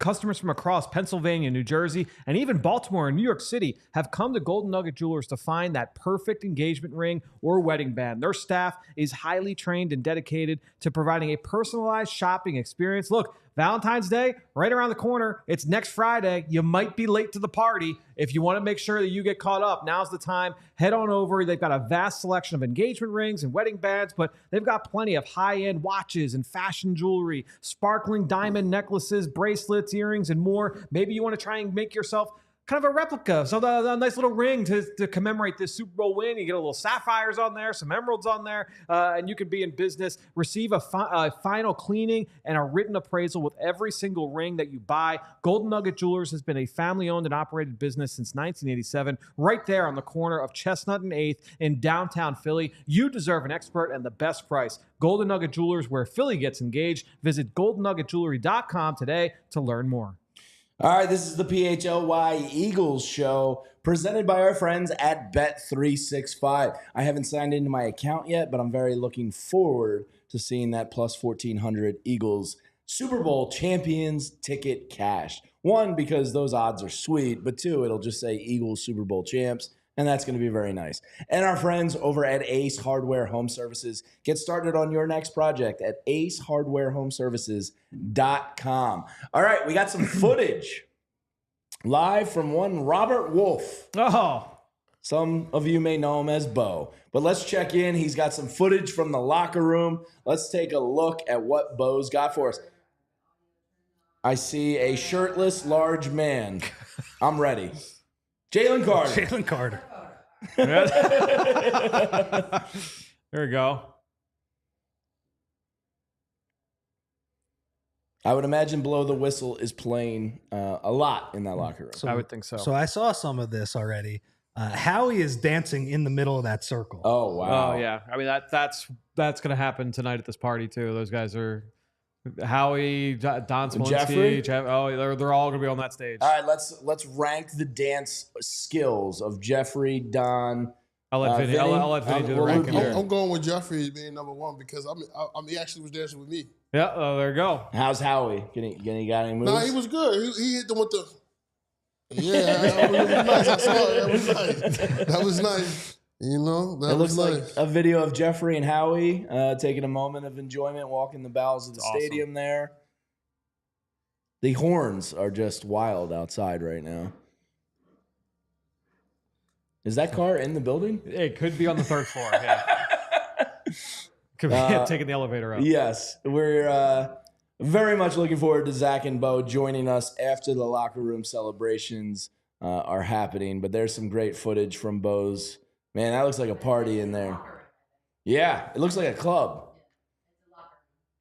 That is awesome. Fran, what do you think? Howie Roseman, Hall of Famer now? I think 100%. He's probably in there. Yeah, 100%. I would say so. And well deserved. Well deserved. The best general manager in sports right now. I think when you look at what he's done, like fair. The resume he's put together, 3 Super Bowls, two wins with 2 different coaches and quarterbacks, and a backup quarterback. Unheard of. Like speaks for itself. And on top of that, they're all his draft picks. Yeah. All right, can I old takes expose myself? Sure can. Sure. What do you got? I would have fired Nick Sirianni last offseason. You was on that all the way up to like week 5-ish. You could have. I was going. When he came back with the ball head, you're like, I was gonna say like Baldiani. That fixed feels like everything. 3 years ago. That feels like forever ago. I did the post-game show with Bo last year, and I was like, "You got to go. Yeah, got to go. He's done." And I say that to fall on the sword to say, what an amazing coaching job. That's big of you. That is big of you. I mean, like incredible. Really. Yeah, no question. Frankly, incredible. It took Jeffrey and Howie over a week to finally bring him back. I mean, maybe they made that choice beforehand, but do you remember? Oh, I think it was a serious Jeffrey decision. was vacationing somewhere in the Caribbean, and Howie, there was like snow, so he's like no press conference or whatever.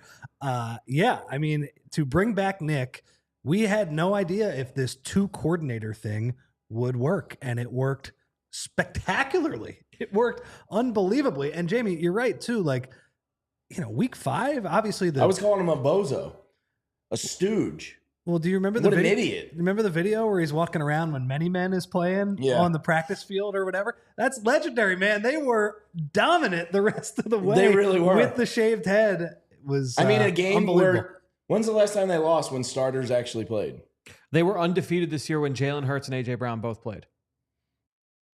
That's unbelievable. Yeah. The last game they Nick lost. Nick Sirianni, I'm sorry. I'm an idiot. You are the man and a Super Bowl champ.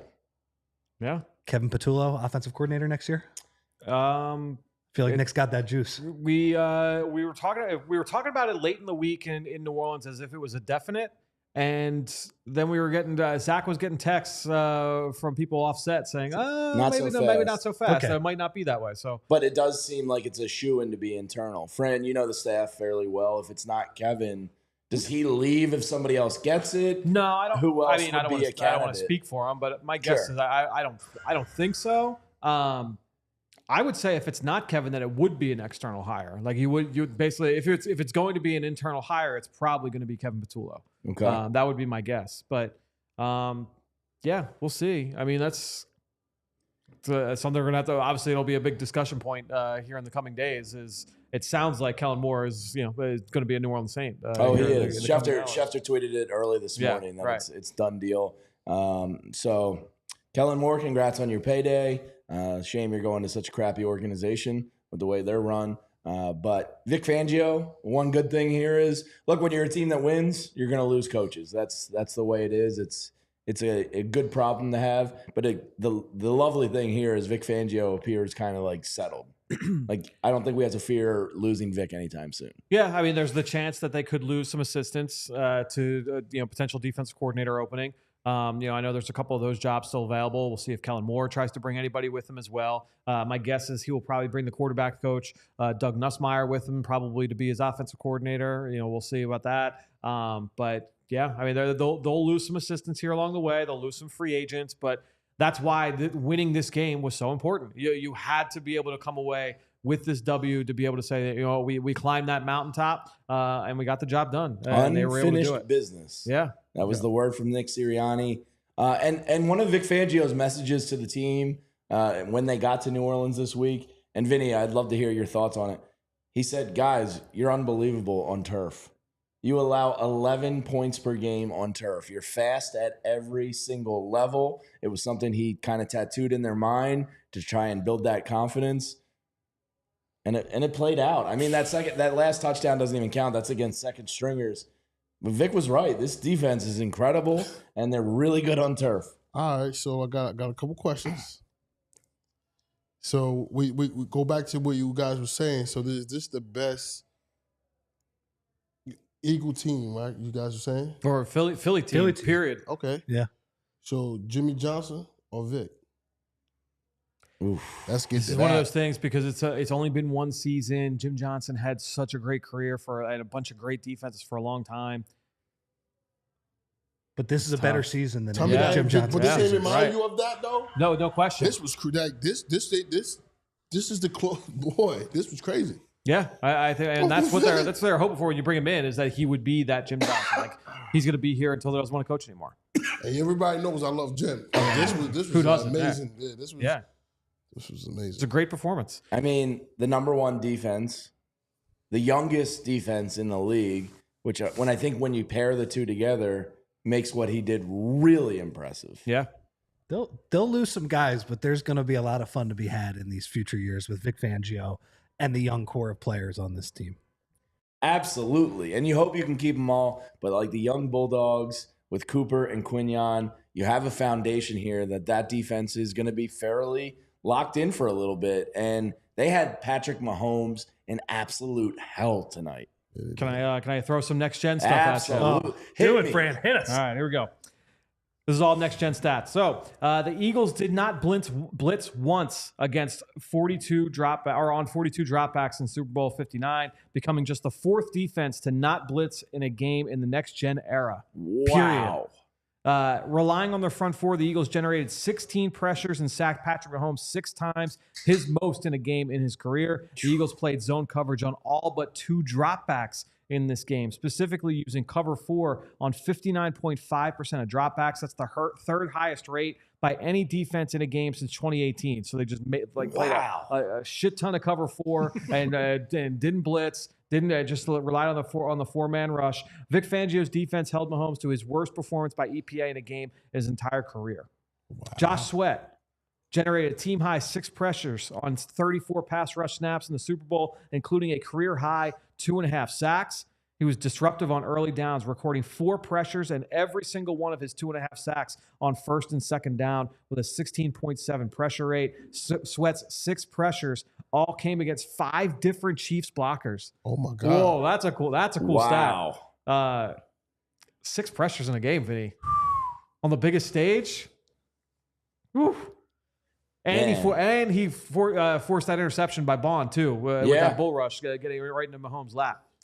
Despite not facing a single blitz, Patrick Mahomes was pressured on 38.1% of his dropbacks in the Chiefs' loss in Super Bowl 59, his 5th highest pressure rate faced in a single game in his career. When under pressure, Mahomes completed just 3 of 9 passes for 43 yards while taking 6 sacks. As a result, Mahomes generated a career-low minus 19.3 dropback EPA, his first postseason game with a negative EPA since the AFC title game loss against the Bengals in 2021. Wow.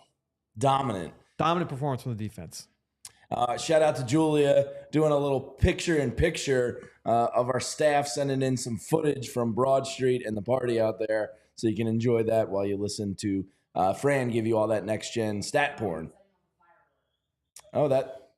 Don't JPP yourself. Stay safe out there. Yeah, let's keep our thumbs. So, Lord. Fran, you mentioned all the cover 4 that they played. Yeah. And I think that probably got lost in it a little bit.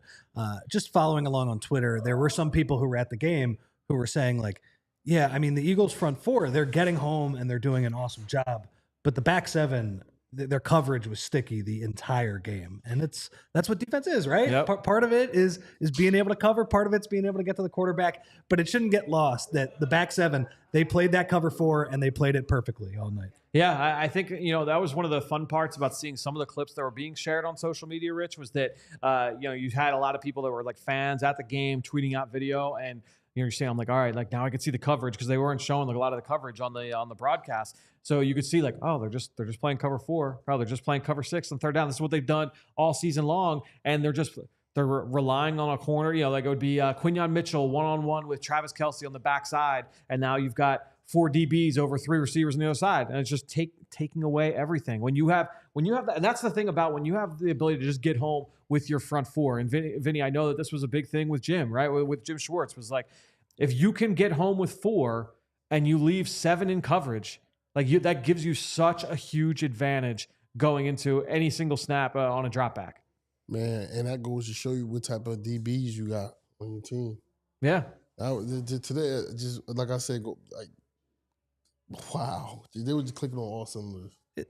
Mahomes was bad tonight, but he was bad. He was bad because of the Eagles. The other 10 guys were winning their matchup every single time.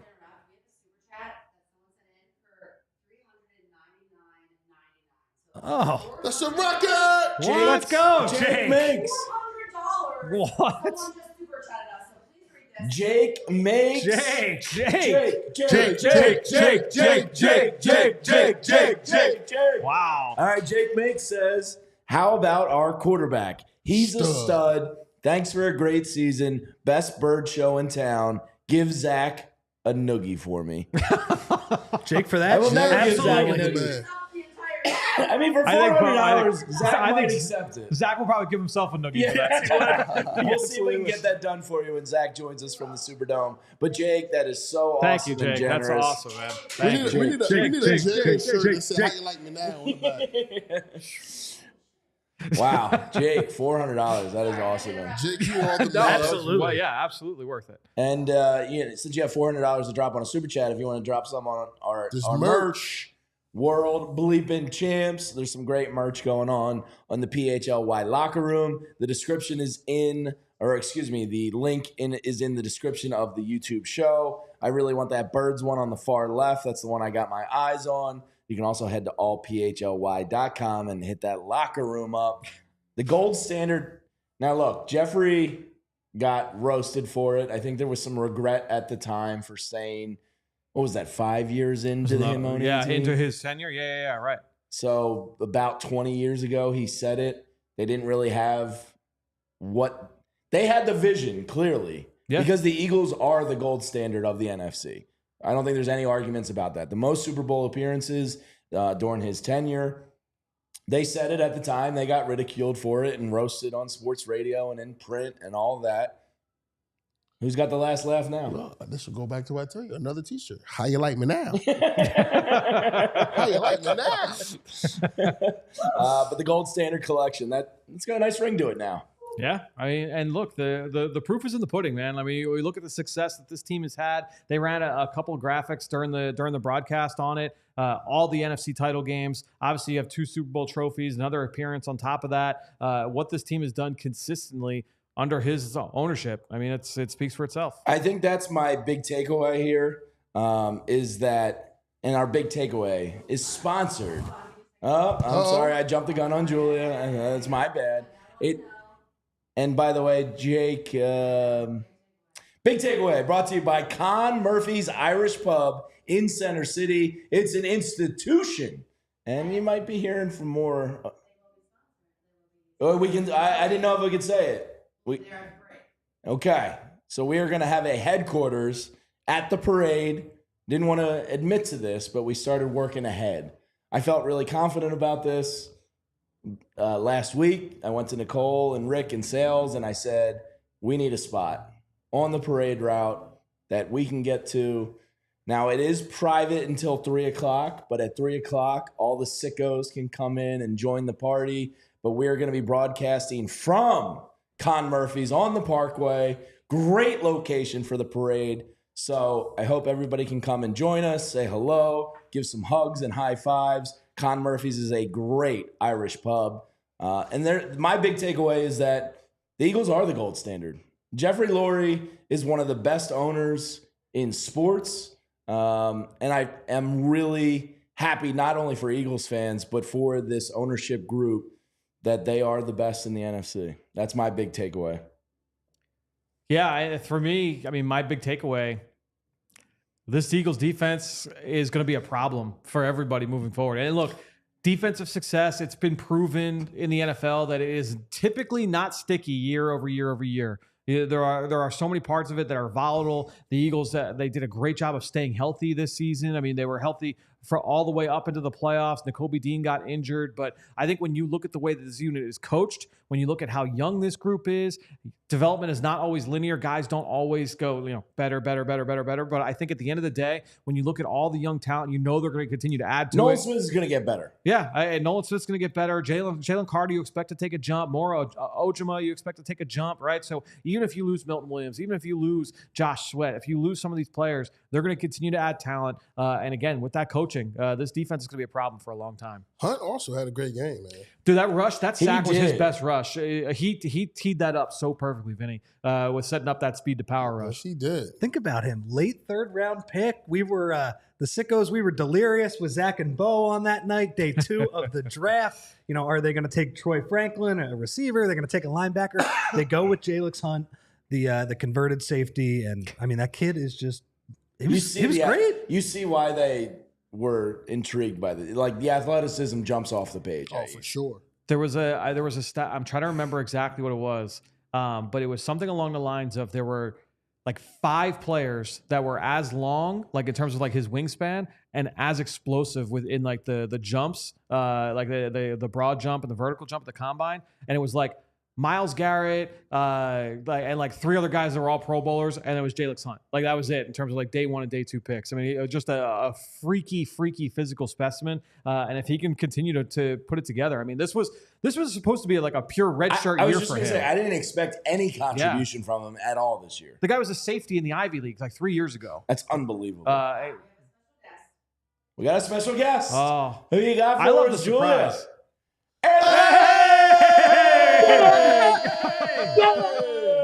Yo, boys! They did it, boys. They did it. Not only did they do it, they kicked their ass. I mean, this was a dream. Guys, I can't tell you as the senior member here of all the years that we have, you know, the Andy years, right? Like Vinny knows it firsthand. You guys know it. And to have this game, pure dominance, oh my God. You want to talk about depicting the city of Philadelphia? This is our dream, right? A team that wins with defense, a running game, a quarterback who's unsung, right? Who played just beautifully tonight. It was amazing. It was just such a beautiful night. Forgive me, guys. It's been a celebratory moment. Because when did you know that this game was over? Like, what play happened where you were like, honestly, they got this? Honestly, and I'm sure you guys felt the same way. The first couple drives of the game, when they were able to stop Mahomes like that, like one of the things why I think we like them, and I was talking to the bro before the game, talking to you guys before the game, is the fact that they're dominant on the fronts, right? They're so dominant from that defensive line. And when you saw Jalen Carter, he's the greatest. I mean, my God. Franny, how many times have we talked about Jalen this year? I mean, week after week, he shows his dominance. No question. And that line, they couldn't do anything. They couldn't get into their offense. And, Vin, I'm sure you get a read on this stuff early. Like, when you see that sort of dominance, there's nothing like that. Nobody can scheme. Like a coach has no answers for when you're looking up at that kind of pressure. So, Ant, the question got posed. I think Vinny actually posed it. Jim Johnson or Vic Fangio? Wow. It's a tough one. It is, but listen, I think Vic is tremendous. I mean, he's amazing. And, because I'll probably always take Jim. I love Jim, and I knew him really, really well. Was real close to him. He didn't have that. He didn't have Carter, right? Like, he didn't have that beast where everything went to. And as great as Trot, and Trot's my main man, we did a show forever. I love him. What Zach Baun's doing is different. Like, Trot would blow up the A-gap, and it was a different style of defense. What Zach Baun has done all year long and tonight, and then Cooper, I mean, the Eagles are so good up the middle. It's uncanny. I mean, those two plays, think about the first half. And, and listen, I thought Jalen played really well, the whole game, and he had a great first half. But they went because of their defense, right? Like, field position, turnovers, the pick 6 by Cooper DeJean, right? Like, all that stuff, they were driven by their defense. And the personnel, I mean, guys, Howie killed it. I mean, he absolutely slayed it. I mean, that personnel and defense, it was just overwhelmed. But Mahomes didn't know. I saw Andy, and I know Andy well, Vin, you know him.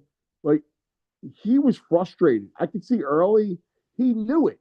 He was completely frustrated. When the dust settles, I can't wait to talk to him because I could tell he had no answers. There were no answers to that pressure that was constantly in Mahomes' face. I mean, it was beautiful. It was Philadelphia dominance. Hey, cuz, Do you think here's my when you just sitting back and I'm watching the game, some of the risky stuff that Mahomes do, running backwards, running side to side, that got his ass in trouble because he didn't know how fast this Eagles defense was. He messed around and found out tonight. But do you think that was a big key as well? Like the things that's 50-50 risky that usually get them out of trouble and that bailed them out late in games. Did you think that hurt him tonight? Yeah, I mean, listen, he's a magician, right? And I think he's had to be a magician all year long. Their offensive line is not good, right? Like, they had to kick Tooney out to tackle, and Tooney's a really good guard. He's not a great tackle, right? You were weakened throughout. That line is not good. And all that magician stuff that he does, I thought he had to do it out of necessity. But the Eagles stole his rabbit tonight. I mean, that's the bottom line. They snatched that thing. He had no magic left. He couldn't do anything. And Vin, you're right. Look at how the thing that stood out to me too was look at Josh Sweat. Josh Sweat, who was a guy that would always, over pursue. He would, be out of position. He stayed home. He played a great game. I mean, every one of those guys, Jalen Hunt, right? Jordan Davis, obviously Carter, Nolan Smith. But Sweat, Ojomo, Sweat, stayed home. I thought that was the key. I just thought the Eagles front just, set the tone. And he had no answers, man. Like, that was it, man.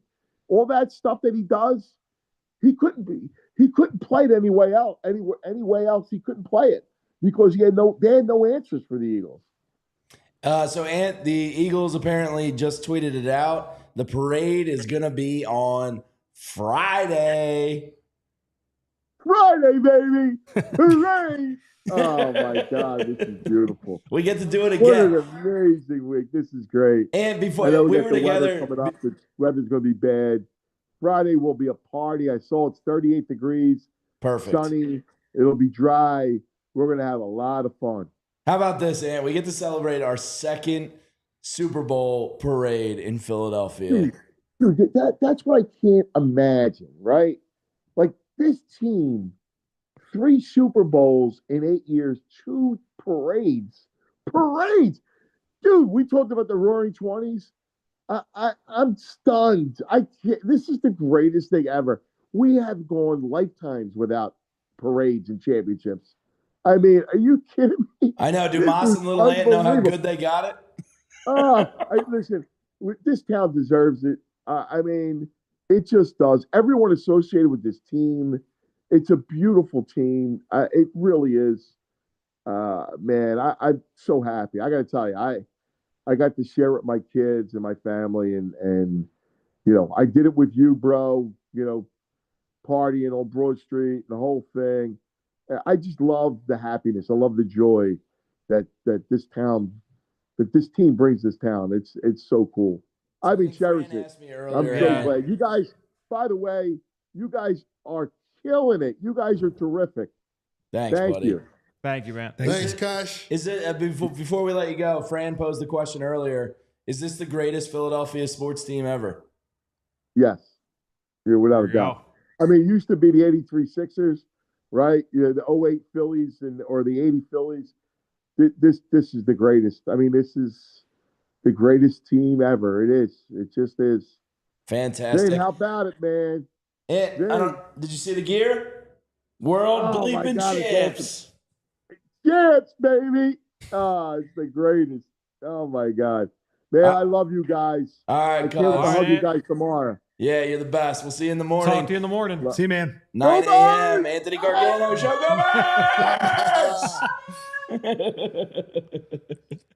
I have no idea how anybody has fireworks left outside. They're still going off. It is so loud.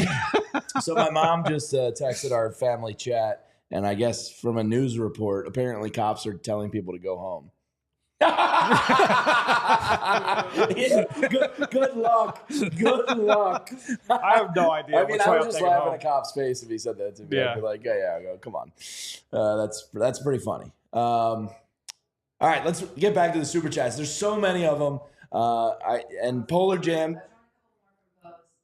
Oh, this is Bo Bo's. has been tweeting out video from the locker room, and I gotta tell you, like, Vinny, have you seen these videos? This is lit. These they're going nuts in this locker room right now. They're still in the locker room. Jeffrey Lurie, as Vinny said, dancing with the Lombardi Trophy. You know, he's got some moves. Nice. I'm telling you, they lit right now. I'm telling you, like listen, man. I gotta go with Jamie, man. Like, yo, listen, there's something cooking. There's video of Saquon Barkley pouring shots into Bob Lang's mouth. I saw that. There's all kinds of stuff going on in this locker room right now. And Zach and Bo are going to join us in a little bit, but they're doing the Big J journalism in the locker room, capturing the footage. All right, we got to get to these super chats because you all are nuts and we love you. And it's a party tonight. And it's been so cool to see so many of our staff joining us and hopping in. All right, let's start from the top here, Jules. We got Peter O'Keefe. Is that a Euro coming in? Beautiful. Says, go Birds, all the way from Cork in Ireland. Nice. I was lucky enough to be at the link for the Browns game this year. It's been such a great season. It really has been, Peter, and thank you from Cork. Peter, you changed the juju, man. Yeah. Browns game got it started. It did, yeah. All right, we got David Arroyo here who says, the haters are furious. Go Fran, by the way. Go Fran, former intern. Oh yeah, they're like 10 feet from our window. In our parking lot. Yeah, probably from like my trunk. Yeah, I hope my car's still there. Oh, no. My car's right out there. Yeah. Oh yeah, our car's that's right. We just pulled the ZB. Yeah. My GPS in this way. it's like Bermuda Triangle. I'm like, that way. Yeah. All right, let's go. Keith says, Kellen, let's run this S back. Actually, we're not on fast, right, Jules? Can I say I can say the S. We are on fast. All right, I won't say the S word. But thank you, Keith. That's what Nick said to him at the trophy run presentation. this S back. Yeah. Love that. I mean, I think he already took the job. Yeah. Right? Yeah, Kellen took the job.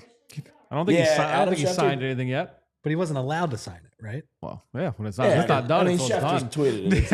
It's as good as gospel there. Kellen, thank you for your service. That's the closest one yet. That's the closest firework yet. These are unbelievably close. That's very loud. Sean Woodford says, this is the greatest team in Philly sports history, better than any Phillies team, 83 Sixers or the 17 Birds. Fly, Eagles, fly.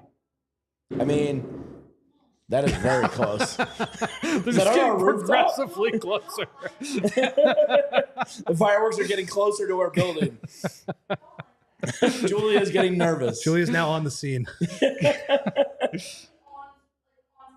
Yeah, right there. That's awesome. Nice. Ross L. says, to dominate a team like the Chiefs, to play defense at this level, and to be able to win through the air when they took away our dominant ground game, this team should rank among the all-time greats. Now, look, to rank among the all-time greats, you got to win another one. I know it's 2 in like 7 years, 8 years, but you're going to have to win another one in the next year or two to be considered one of the all-time greats. And if they do that, absolutely. I mean, I heard some national pundits say this week, this might be one of the greatest salary cap era teams ever of just pure talent on a roster. Hard to argue. Yeah. You ain't get no complaints out of me. No. I mean, when you look at the blue chip talent on offense and then the young talent on defense, it's an embarrassment of riches. Yeah. And the way that those guys were coached up, the execution, the dominance. I mean, again, like they were one of the first teams in modern history, like in like recent, like this century, to be number one defense and to have the number one run game. Like you didn't have that combination, since the year 2000, right? Like we're talking like in modern history, and just an unbelievable performance on both sides of the ball. Well, thank you, Ross, for the super chat. No disagreements here. Again, just facts. Let's go to Vet, who says, I thought it would be a 2-score game. That was a welcome surprise. Now, I do have some regrets that I didn't go to one of our presenting sponsors, Bet365. I had so much invested in the future bet. I did want to bet an alternate line tonight, and I didn't pull the trigger, and I have a little bit of regret about that. I mean, you still got your Super Bowl. Yeah, I did. Super Bowl win. I did, but you got to pray this week. That was it was one of the comments after Jake's generous super chat was, "Oh, his parlay hit tonight." Jake makes the man. David Arroyo says, "Shout out to Jamie's Letterman ones." Damn right. Nice. Yeah. Wrong color though. Yeah, I threw them on because they're comfy as hell, and I got in the car and I was like, "Oh wait, they're red. That's probably a bad sign." But what are you gonna do? Yeah. There's no stopping this team. That's the bottom line. Roy Anderson gave us $9.99, and Roy, for that, we love you. Thank you. No comment. Just what up? Timothy Malcolm says, "I told people going into this that if the team broke it open, we would talk about them as an all-time football team. They are. What a season. Go Birds." Go Birds. I mean, this is a fun conversation. Is this the greatest Philadelphia sports team ever? I'm enjoying it. I mean, I think Ant saying it right away, like he had no hesitation. Quite a perspective. Yeah. Like for him to just be like right away, like yes. That's why I wanted to hear his answer on it. Yep. Next up is RVR City Nar. Something like Oh, sorry, Roy. Roy Anderson says, "My daughter, Vera, was born in January 16th, and she has never seen an Eagles loss." That is awesome. Congratulations, Roy. Congratulations to you and Vera. That is awesome. Enjoy this time. Don't wake the baby while you're celebrating. RVR City Nar says, "First year I subscribed to The Athletic and listened to the crew. Birds won their first Super Bowl. First year I subscribed to PHLY and listened to the crew. Birds win again." And don't forget about a Die Hard sale.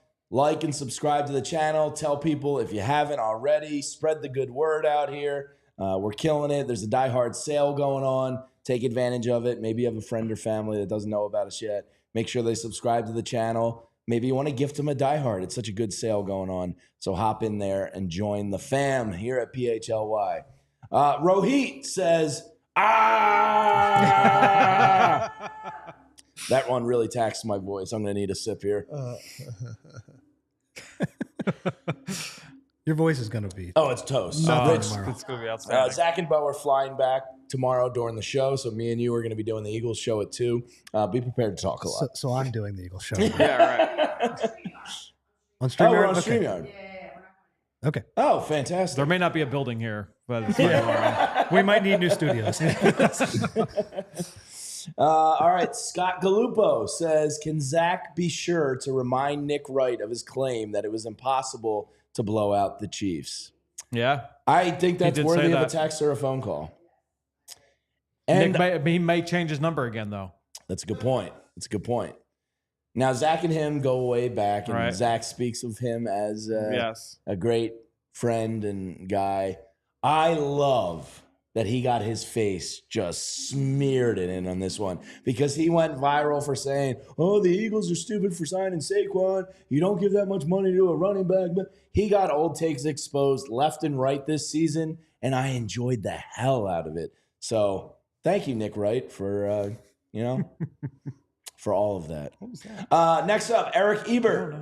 For that D-line performance, for ZB, for Bo, for my best friend, ride or die with me, I need a EAGLES Eagles. Thank you, Eric, for that super chat. And I think everybody just wants my voice to be shot at this point. Mikey Faze says, "Real talk, is Z Berm writing book 3? The people want to know. Well, I guess we'll have to wait to find out. I would imagine they'll join us in the next 20, 30 minutes, maybe, but that locker room was that going. locker room was still going. Yeah, I would have thought that they would have started clearing out by now, but they were still going pretty hard. Any of your feelers for a performer at the after party? Still waiting to get confirmation. A couple of guys have gotten back to me, but they said they actually didn't know. Which now that I think about it, Meek Mill was there with Michael Rubin and others, so he possibly is one. Well, that was like Taylor Swift's an Eagles fan. Well, and there was also like I remember this in 2022 was like, so if they win, it'll be this person. If they lose, it would be this person. So there was always a little bit of That's ambiguity gotta about be who tough to it could be be. the contingency plan loser artist. Yeah, I think it just ultimately like came down to like, all right, like who wants to come and party for a little bit, and yeah, do you want to come to this place or not? So Bo just tweeted out a fantastic video. There's the fireworks again. Nice. That is very close. That's like right there. I would think that video you're watching on the screen right there is a Jalen Hurts sitting down at the locker, puffing on a victory cigar. It's a good shot. Saquon can shotgun a beer now. Diana Rossetti with the video of Saquon shotgunning a beer. That's that Happy Valley shotgun skills right there. That's pretty impressive. But that's a great video of Jalen Hurts sitting down, smoking the victory stove. Very good work by Bo Wolf there. You're saying he had some practice at a frat party or something like that? Saquon? Yeah. Yeah, no doubt about it. Yeah. How's your shotgun skills? Poor. Yeah. Yeah, I'm not the best either. Alec Kwanzi. Alex, what did I say? Alec Berg. Alex Kwanzi says Eagles undefeated with Bo and somebody in the same building. Coincidence.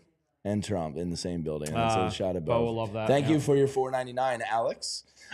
Jacob Tammy, the tight end. Wow, we have former NFL tight ends joining the super chat. That's awesome. Says a drunken thank you to the community. You all build through. This show. That is so loud outside. Is our building under attack? It is getting progressively louder outside. I thought it was going to maybe start to die. It is getting louder and louder. This is unbelievable.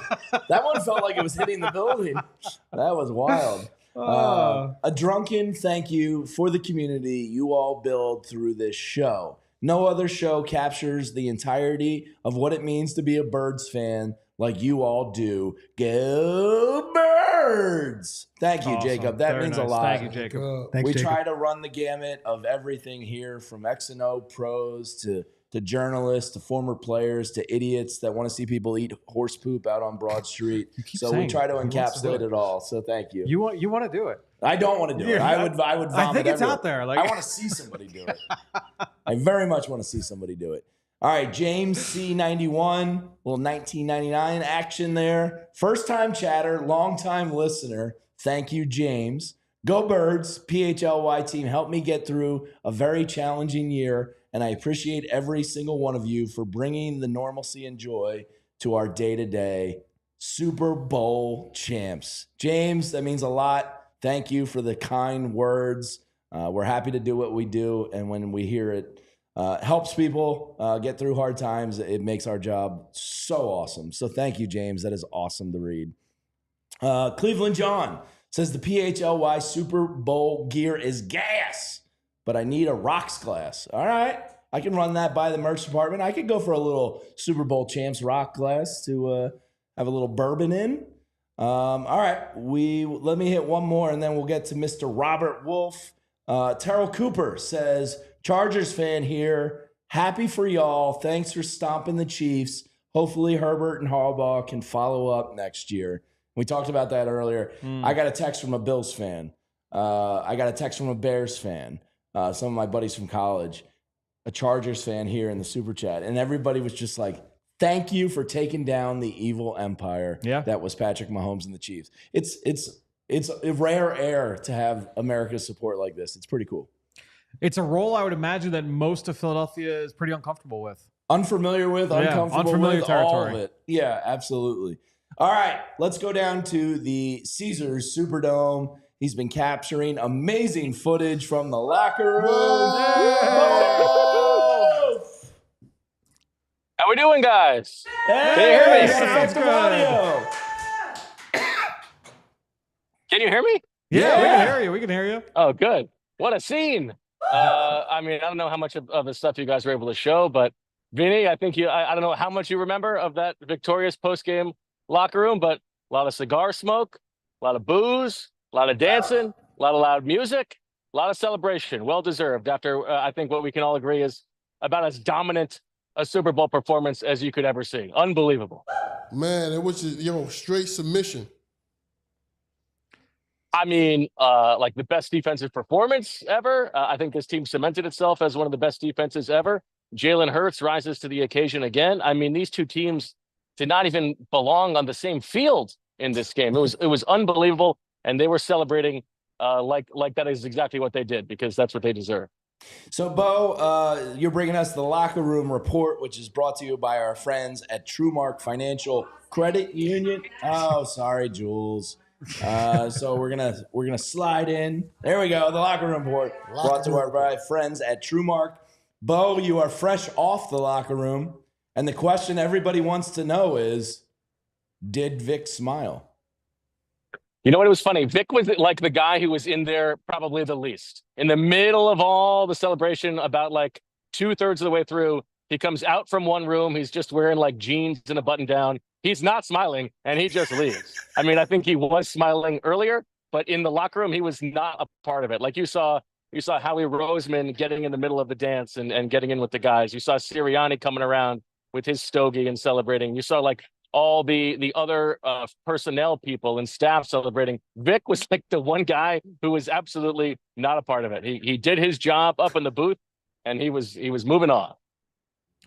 The word from the chat was that he did smile on the podium, like in the post-game celebration. So we got that at least out of Vic Fangio. Bo, if you had to, what do you call it? Stork rank? Is that what you call it? Sure. Sure. Okay. Yeah. You had to rank the top 3 celebrators from the locker room. Who was the craziest in that locker room? Because the video that you've posted is just outstanding on your timeline. We've been showing a lot of it here on the show. Oh, that's tough. There were a couple guys who were like in the middle of everything. One of them was Andre Sam. Shout out to Andre Sam, who really celebrated. Deep cut. Like he was Super Bowl MVP. Fantastic performance. Nolan Smith, I think you would expect, is a pretty jubilant guy. I'm trying to think of the. I mean, it was such madness. And the beautiful thing about that scene is it's like a Robert Altman movie. That's dating me. But like every little person has their own story that is so beautiful. Like you've got AJ Brown, who's just sort of sitting in contemplation in his locker, celebrating with a couple people, talking about it. You've got Jalen Carter, who's celebrating at first, but then so like their lockers here are sort of, you can stand on them, and so everybody who's in their locker is like standing above the fray. And Jalen Carter's standing there rather, with his shirt off, stogie in mouth, and just like looking out on the scene. Once Saquon got in, he was very much in the middle of it and dancing with his shirt off. That was fun to watch. And then like you get Jalen's arrival when he comes. It's really cool. I mean, everybody in that locker room, this is what they've been working so hard for. And it's not just the players. It's not just the coaches. It's the personnel staff. It's the trainers. It's the locker room staff. Like all of these people who have given so much of themselves and sacrificed for months on end was for this, and now they get to celebrate. It's a beautiful thing. So, Bo, Jalen Hurts gets his MVP award. There he is. Everybody can shut up now, right? Well, that's it. ZB! Now I gotta tell you. Here's what you gotta say, because I will tease it to Zach, because when Jeffrey Lurie walks off the field to celebrate his second Super Bowl championship, he points at one person. He points at Zach Berman. And then after the post-game celebration, Zach is the one who starts getting FaceTime with Jeffrey Lurie. Zach, I cannot wait to hear what he told you. Am I on? Yes. You are. Got me? Zach. Oh, great talking to you guys. I mean, I'm excited for this. Yeah, I spoke to Jeffrey Lurie, and he was talking about the emotion in the moment, how he wanted this for Philadelphia. He spoke about Jalen Hurts having that clutch gene, something he spoke about this week. He said of all the questions he had going into this game, Jalen Hurts wasn't one of them. He expected this from Jalen Hurts. Raved about Howie Roseman being the best GM in football. Talked about like the talent that this team had, but also talked about the togetherness. Talked about the resolve that they had. He spoke quite a bit about like the work that went in to getting this point. He thought they would do this 2 years ago. I asked him, in your wildest dreams could you have imagined the game looking like that? And he referenced the way they played in the NFC Championship. He's like he thought he thought it was possible, and he spoke a lot about Vic Fangio and said he just wished they got Vic Fangio a year ago. He said that was always the plan, but you could see he was taking it in. He got he was even dancing. I would add to what Bo said. Howie Roseman was enjoying himself quite a bit. There was a little Howie was in the middle of that circle quite a bit there. So, yeah, I think Bo summed it up well as far as that locker room scene. But speaking to Jeffrey Lurie, you could see the pride that he had in this team in particular. So, Zach, everybody in the chat wants to know, is book number 3 getting started? I got to get home. I got to talk to my wife. There's a lot. There's a lot we got to go through. But it's certainly it will be fun to dig in. This team has a great story to tell, and that locker room scene was unique, right? Like I reek, or maybe some people say it smells good, of cigar smoke right now. I have champagne and beer all over me right now. So, I talked about using the senses. I wasn't drinking in there, but, there's, you're getting sprayed left and right. And, it's the embraces. I thought Bo put it well from people from all sides of the building. And, yeah, Bo hit on the head with Andre Sam. I've gotten to know Andre Sam a bit this year. And Andre Sam came up to me, and he was excited. Andre Sam was having fun. James Bradbury was in there. Longtime Eagles were in there. Actually, here's a cool scene, and Vinny will especially appreciate this. So Brandon Graham is by his locker, and picks up his phone, and he FaceTimes someone. Who do you think he FaceTimes? Fletch. Maybe he did at one point when I was there. It was Jason Peters. He was holding Jason Peters up. You could see Jason Peters. I got a photo of it, and he calls Jalen Hurts over, and Jalen Jalen was actually looking for Brandon Graham, because Jalen wanted Brandon Graham to come in the middle and to celebrate. Brandon was over by his locker going through. But yeah, I thought both summed it up well in terms of like AJ Brown. AJ Brown wasn't dancing. AJ Brown was like sitting in, really savoring the moment. But there were other guys who were getting after it. So, question for both of you. We've been batting this around a little bit. Is this the greatest Philadelphia sports champion ever? Bo? And thank you to TrueMark Financial for presenting the locker room report there, as we wanted to see the full frontal of Zach Berman. Well, I mean, after all that secondhand smoke and secondhand alcohol, you might get it if we keep going. I'm looking up the exact brand of the alcohol while Bo speaks. So Bo can answer that question. I'm going to get you the exact brand because, I got to get all these pertinent details here. So getting the exact thing here. I guess it's hard for me to think of the other sports, but I would have to think so, because this team, I mean, think about it. I was thinking about this before the game, all the focus on like what place the Chiefs would have in history if they cemented having a three-peat, right? Yeah. But what about the place in history for this Eagles team? When they had AJ Brown and Jalen Hurts finish the game, they were undefeated this season. They didn't lose a single time, right? The 3 times they lost, Jalen Hurts gets knocked out, AJ Brown gets knocked out, and then the game in Tampa, they didn't have AJ Brown. Now you can make all kinds of excuses for other teams, but this team is so good, and they really played like 2 or 3 complete games all year long. They were so talented. This game to me was interesting. I felt like the Chiefs' game plan was, we are not going to let Saquon Barkley beat us, and we are not going to let Jalen Carter beat us. And the Eagles said, okay, we will let the 20 other players on the field dominate this game, every single one of their matchups. I mean, the defensive line in the first half, I've never seen anything like it. It was unbelievable. So yeah, I think this is the best Eagles team of all time. And I think, considering like who they beat, how dominantly they beat them, maybe it's recency bias, but yeah, it would be hard for me to think of a better team. When it comes to that defensive line, guys, was there a moment when you guys thought like, oh yeah, this game is over, or this game is maybe early on you thought, okay, this is a completely different type of thing? Was there like a moment that stood out that was like, oh, okay, this is a wrap? Yeah, so I'll jump in there. Well, I thought the game was over really in the third quarter when Kansas City didn't come out on that opening drive and score.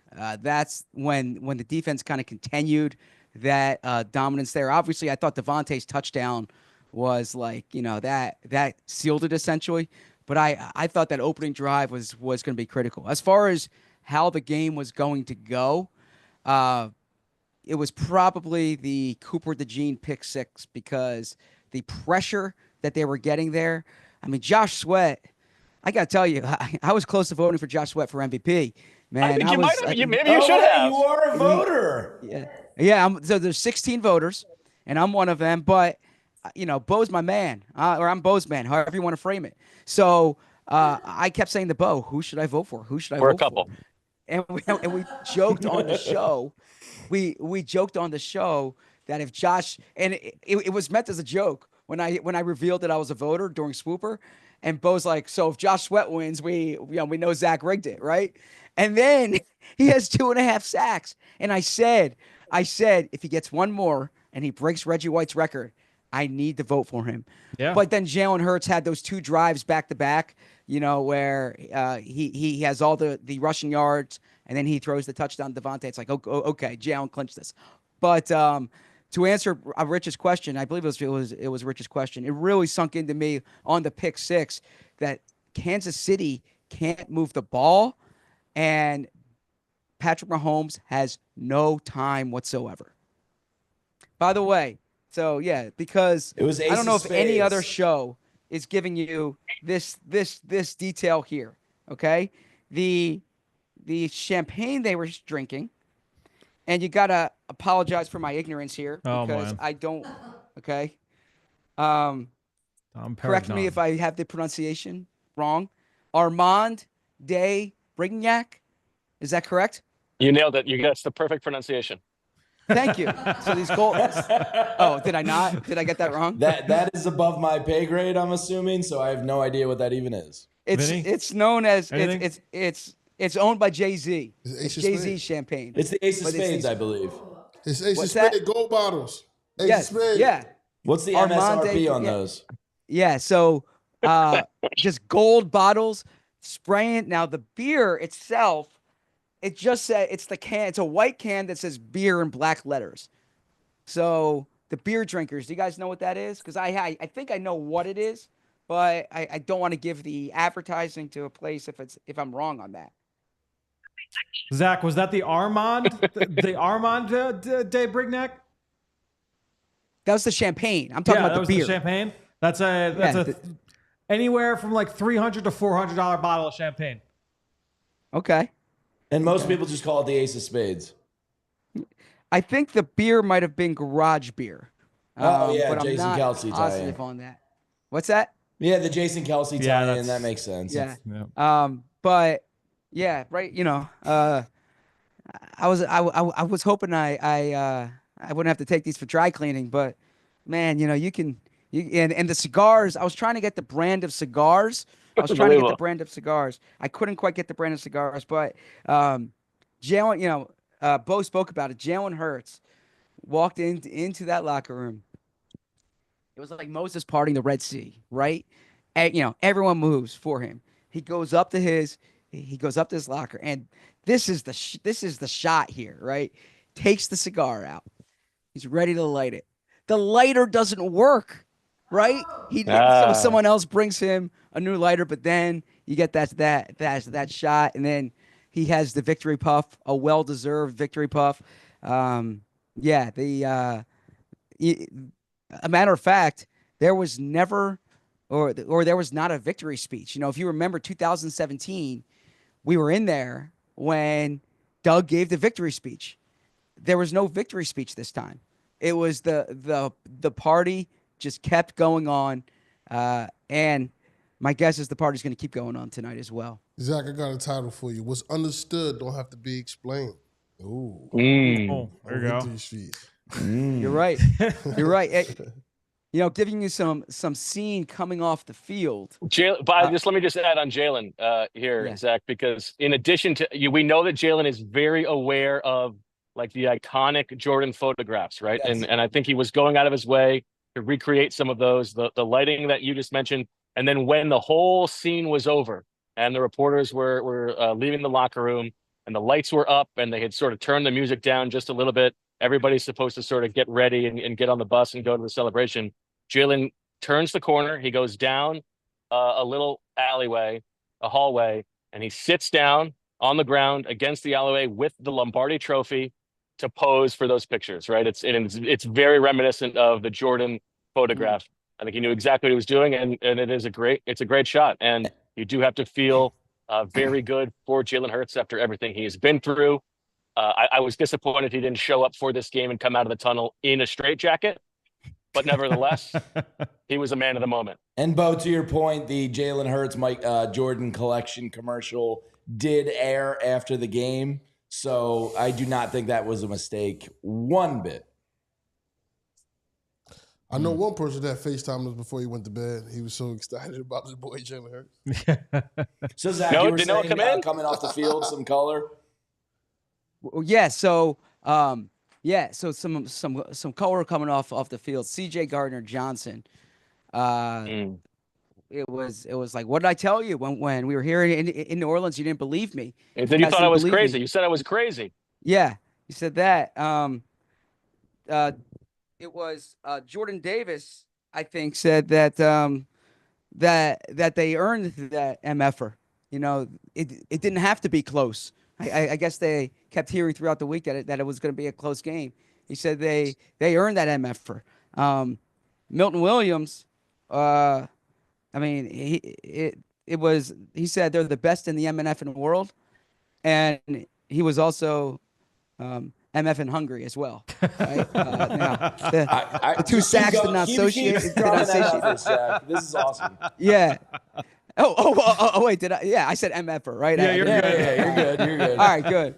Honestly, yeah, I'm afraid I might have slipped up there, but it was cool, right? Like, you know, at some point tomorrow morning, I'll go through all the quotes that I have, but this was really trying to be the eyes and the ears and the nose, and I mean, even like tasting it, right?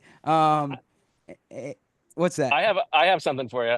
I was congratulating an Eagles assistant coach, assistant offensive line coach TJ Paganetti, and as I went in for the congratulation, his lit cigar got me right in the ear, like burned the inside of my ear. I've got ashes in my ear, so like really playing through pain. So not only the sights and the sounds, but also the bruises and burns of covering the locker room. Our thoughts and prayers are with you, Bo. Yeah, so I'm sorry, I can't hear you. I have ashes in my ear. So interestingly, this is a night where like, you know, you try so hard to maintain, you know, the journalistic integrity. You know, you're not on the team, you're not part of the team. But it's when you have the guys coming in for hugs, you don't want to reject the hug, right? So you don't initiate the hug. You know what, Bo? What's your strategy in that situation? I think it's perfectly in bounds to hug a player if they're going, or anybody who's coming. Yeah, when they go because listen, you're not the objectivity here is you're not saying you did or didn't deserve this or whatever. Like you have been covering these people, you know these people. These people have reached the apex that they have been trying to for so long. It is okay to be a human being in that moment. So the byproduct in a few cases was that awkward in between you have where you go in for the handshake, they come in for the hug, and then you adjust and they adjust, and so who was your most awkward interaction with tonight? The awkward Zach, there were multiple ones of these? Yeah, which one was most awkward? Oren Burks. Oh, your boy! It was only awkward because you asked him if he wanted to go on a road trip. The drive home to Philly. So honestly, after that one, it was just like it was just I was following their lead, right? You know, I wasn't initiating. I would let them initiate it. So that's when Andre Sam was coming in, man. Like, we were good. Andre, you were good, man. Also, shout out to Pete, on the equipment staff. Vinny knows what I'm talking about here. But he dislocated his finger. So you go in for, so I was like, oh, wow, what's wrong with the finger? But also, to kind of get back to some of the players, it was, I see that comment, Zach awkward never. I'm not that awkward. Bo makes me awkward, okay? I'm being self-deprecating here. All of a sudden, I am Oren Burks. It was cool seeing Nakobe Dean in there. Nakobe Dean was enjoying it, limping around. Right before the game, actually, Nakobe Dean was the one with the with the linebackers getting them ready. Yeah. But as I bring up Nakobe, something that comes to mind, and I keep saying Vinny can appreciate this, but I imagine Vinny will appreciate this. Some of the biggest embraces that you saw in particular were the players and the training staff, right? Like Brandon Graham had some real emotional hugs with the training staff. You could just imagine like the team doctors. You could just imagine what goes into getting them to this point, to get Brandon Graham to this point. Man, I mean, they got the best one of the, if not the best training staff in the whole league. So to get him back, be ready to go on this the grandest stage of them all is just amazing. Bo, you've talked a lot in recent weeks about the human element of the Saquon Barkley journey, coming from New York here to Philadelphia. You talked about the celebration that you saw from Saquon. He had some fun in the post-game locker room, but did you get to see some emotion from Saquon as well? Like more of the introspective side of it, or was it all celebratory with him? Yeah, not really. It really was. It was very celebratory. Now, Zach, you can attest. Like, it's very difficult to really talk to somebody or get a quote in this environment. Like, the music is so loud. Yeah. You're really mostly just like using your eyes and taking videos and stuff like that. But there was one point where I was trying to talk to Saquon as another reporter was, and it was more just like talking about how great the offensive line was, how great the rest of the team was in this game, that he didn't have to make much of an effort, or not much of an effort, but not much of an impact. And not a lot of like solemn introspection. It was much more, there wasn't a lot of introspection that I saw. It was really mostly celebratory. Yeah. Guys, I think AJ was the one. AJ was the one who stood out on that front. He was the one who was not really fully in the mix of the party in the middle. He was sitting in his locker, and to what Zach said, there was a moment where two of the team trainers were sitting with him, and they were talking and taking some pictures, and that was really the thing. And I, listen, he played through an injury the entire second half of the season, right? That knee that was bothering him, kept him out of practice. I think that was a picture of how much work they had to do just to get him ready for game day. Yeah. Guys, what was Sirianni up to in the postgame? Great question. Yeah. Yeah, so I saw Nick come in midway through. Did not hug Nick, shook hands with Nick. Okay. But yeah, just want to make get that on the record. Okay. Yeah. I'm kidding. You kissed? Might have been the closest one. Bro, the fireworks The fireworks here, are fellas, is insane. like, it sounds like it's inside the building. Right outside the window, like fireworks going off. It's like you a stone's throw away. No, but I'll say this. I've gotten a few texts. I was looking at my phone when I got out of the locker room, and I got some texts from people who know Nick really well, who are like, just beyond happy for him. Nick came in, and he was just going around congratulating the guys. It wasn't, he wasn't demonstrative. He didn't give the speech.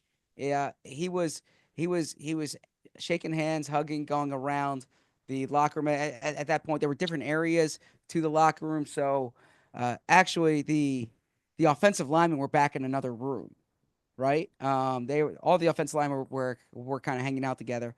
But yeah, in particular, Nick was just going around, shaking hands, hugging. But Nick wasn't in the middle of the circle, at least in the times that I was observing. So Zach and Bo. I'll also wait. I'll give this quick scene here because look, everything's kind of jogging in my mind because I'm going through it. So I'm thinking about the back room. Anthony will appreciate this, and some of our listeners will. I think everyone will appreciate this. Dom DeSandro, who has a little bit of a cult following, not just in Philly, around the country. Dom DeSandro was wearing the Italian flag, the Italy flag, on around his shoulders, almost as a cape, right? So he made sure to represent Italy in the locker room, and some really some really big embraces there. Also, Jeffrey Lurie and Julian Lurie. I saw a big hug there in the locker room between them. I would say that By the way, Julian, very up to date on his hip hop. He was he was rapping along. Yeah. Okay. We'll continue on, and then we'll get to my next question. Yeah, and then in another part of the locker room, you saw Jalen Hurts' fiance, Jalen Hurts' agent, Brandon Graham's wife, and Brandon Graham's kids were there, kind of in that other part of the locker room. Howie Roseman's son, who is he helps the equipment staff. He was in there as well, and kind of enjoying the moment. So Zach and Bo, I'm curious, this isn't really game related, but Bo, you got a front row seat to see Zach Berman's 4th concert ever. Zach, what did you make of Kendrick going after Drake? And how did you guys enjoy the halftime show? I didn't even know he went after Drake. Was that a thing? Yeah. Zach, tell me you kidding, please. For the viewers, you say Vinny, Vinny, look, you gotta be authentic, man. Right? Seriously. Like, if I can act, I can say something, but authenticity. I hope people appreciate authenticity. I'll talk football 365 days a year. Gladly, I'll talk Eagles 365 days a year. I don't know music that well. It's not. I'm not interested in it. I know you, and I love you, and even I feel like I'm the world's preeminent Zach Berman scholar, and even I am surprised that you're not even a little bit aware of the Kendrick Lamar Drake thing. Yeah. I wasn't listening to. I mean, look, it was a nice. It's like show. the only thing that you might know if you looked up who was playing the halftime show. I'm probably familiar with, like, I as you say it, I'm familiar with something in the past that they had like tracks out the same day or something like that, right? Okay. But I didn't know at the halftime show there was something Drake related. Yeah, he basically called him a pedophile in front of the entire world. That's probably a big story. Okay. Zach, you didn't hear the entire stadium going A minor. No, Zach, I really Zach you also had somebody drop pass by the super chat who dropped what $400 super chat for you to get a nuggie. And then wanted to know if Zach Berman could get a noogie. Will you Max's takes? Or Jake's makes. It said it's the $400 Holy super chat. smokes. How about our quarterback? He's a stud. Thanks for a great season. Best bird show in town. Give Zach a noogie for me. Why the noogie? I appreciate the $400 contribution, though. Right? I mean, for $400, you can give me a noogie. I think that might say nuggie. I think that might say nuggie. Yeah, nuggie. Like this. It does say nuggie. Oh, okay. Yeah, give all right. people what they want. What's a nuggie? Meaning, like, I'm assuming it means like some of the money. Unless they're trying to give you some weed, Zach. Oh, yeah. Well, if it's some of the money, man, hook me up. No, I appreciate the $400 contribution. We already have 500 likes on the YouTube video as well. The chat coming through in a big way here tonight. Like I know we're gonna have ample time to talk about the game. I get that, but the thing that I can't emphasize enough is how dominant the Eagles were. Like, they were. Yeah. This wasn't even close. Nope. And I had something going into the game. Like, I put out on Twitter, because I was thinking about it going into the game. Like, this is nobody's underdog. I said, this team knows they're good. They've been locked in all week, and they just need to play this way. But like, inside that locker room, they felt all along like they're the great team. This is like that. A part of that 2017 team's charm was they were the underdogs. Like, no one believed in them, right? And it was almost like a house money thing. this team felt all along, like from the beginning of the season and especially during the playoffs, like they felt they were the best team in the league and that no one could beat it. And it wouldn't surprise me because the speech last night was like all players getting up there and talking. It wouldn't surprise me though that in the offensive meeting or the defensive meeting, if the message from the coach was like, hey, you guys are better than them, right? Just play your game. You're better than them. That's what was the way they played. Like nobody, it was the worst first half of Patrick Mahomes' entire career. Think about that. His entire career. Yeah, one first down. The fewest. They did not get past midfield until their 10th possession of the game. It was and then it was a complete game. Jake Elliott, money on field goals, right? You talk about special teams. Kenny Gainwell had a huge tackle on a kickoff. You talk about offense, right?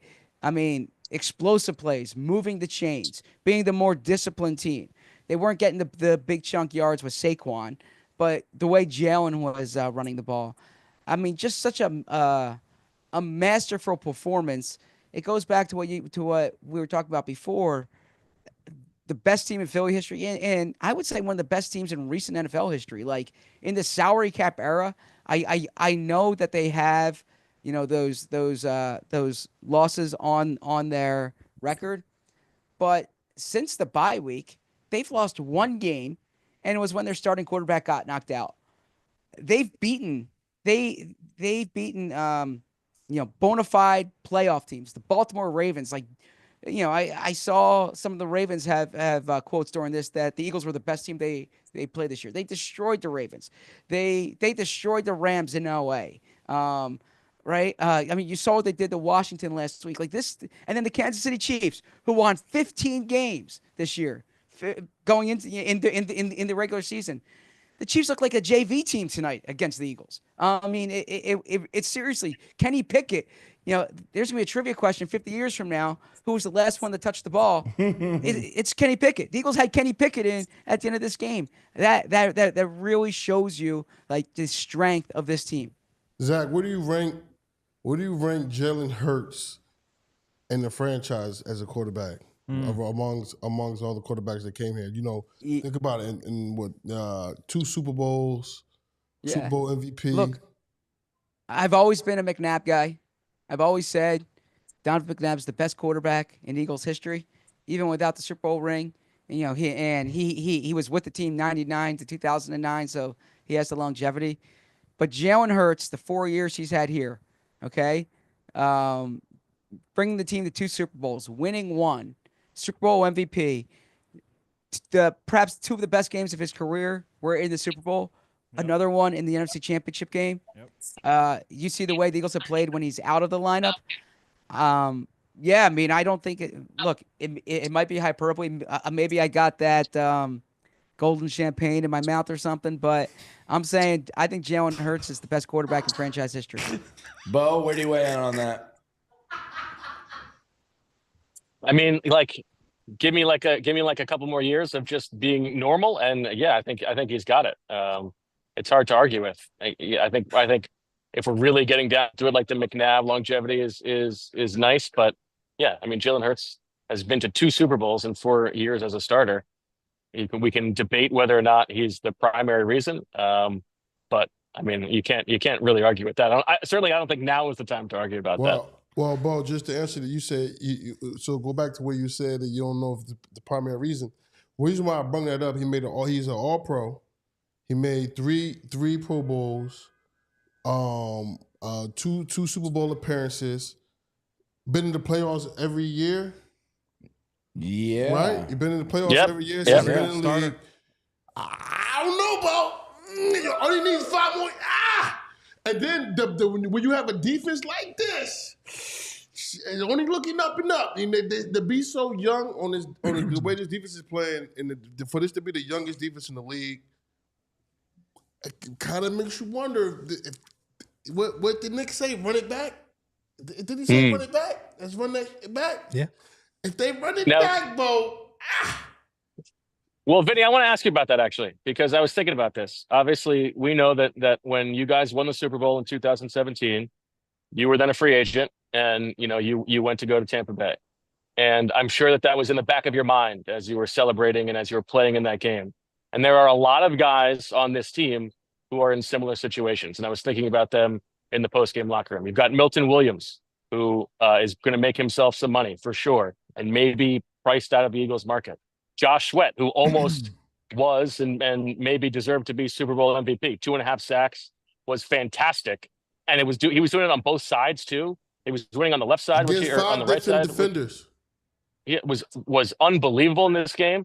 And he knows for sure. And I talked to him briefly about that. And he said, he acknowledged it was good timing for him to have this game heading into his free agency offseason. You've got Zach Baun, who had an interception in this game. I think is probably the most likely of that group to come back. You've got guys like Dallas Goedert, who, they might move on from his contract, and he's there celebrating. He's celebrating with Avonte Maddox, who probably played his last game as an Eagle, but got to step up and make a huge play in this game. That fourth down stop. You felt so good for Avonte Maddox after the season that he's been through. You've got Mekhi Becton, who's only here for 1 year, but he comes after the acrimony with the Jets and becomes a vital part of this offensive line. It is the sadness of a football season being over that that this group will never be together again. Now they get to be cemented forever as champions together, and they will always be linked by that.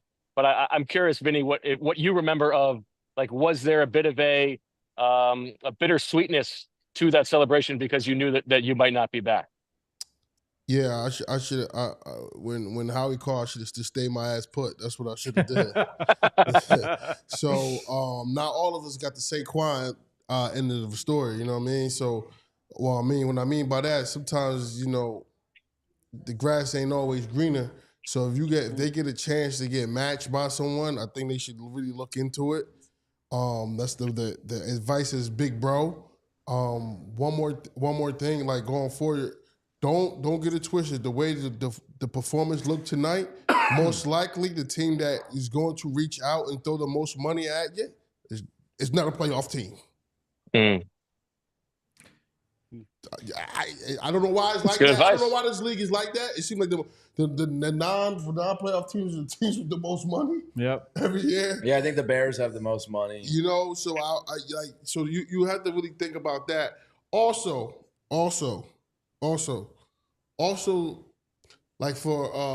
think about the scheme wise. When we went to Tampa, it wasn't exactly the attack Jim Schwartz scheme. So you find yourself constantly arguing about different things. We had Gerald McCoy on the show earlier during the week. He actually talked about some of the things that what I mean. So a lot of this stuff just have to line up. But if you want to go chase the bag over championships, I'm not going to stop you. I'm not mad at that. I mean, I went got mine, so you can't be mad at that. But at the end of the day, we didn't get the 2 Super Bowls in a 4-year span. Yeah. This right here, there's something cooking, bro. There's something cooking. Guys, I said the words mini dynasty earlier. Now, you need to win another one to kind of get there.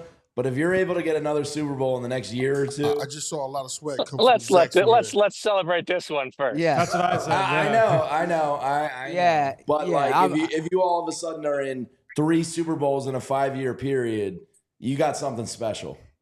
But I think you can make the case. I think this cements it that over the past decade, aside from the Chiefs, the Eagles have been the best team in football, the best franchise in football. Right? They've been to 3 Super Bowls. They've won 2. They absolutely deserve the flowers. They're the gold standard of the NFC.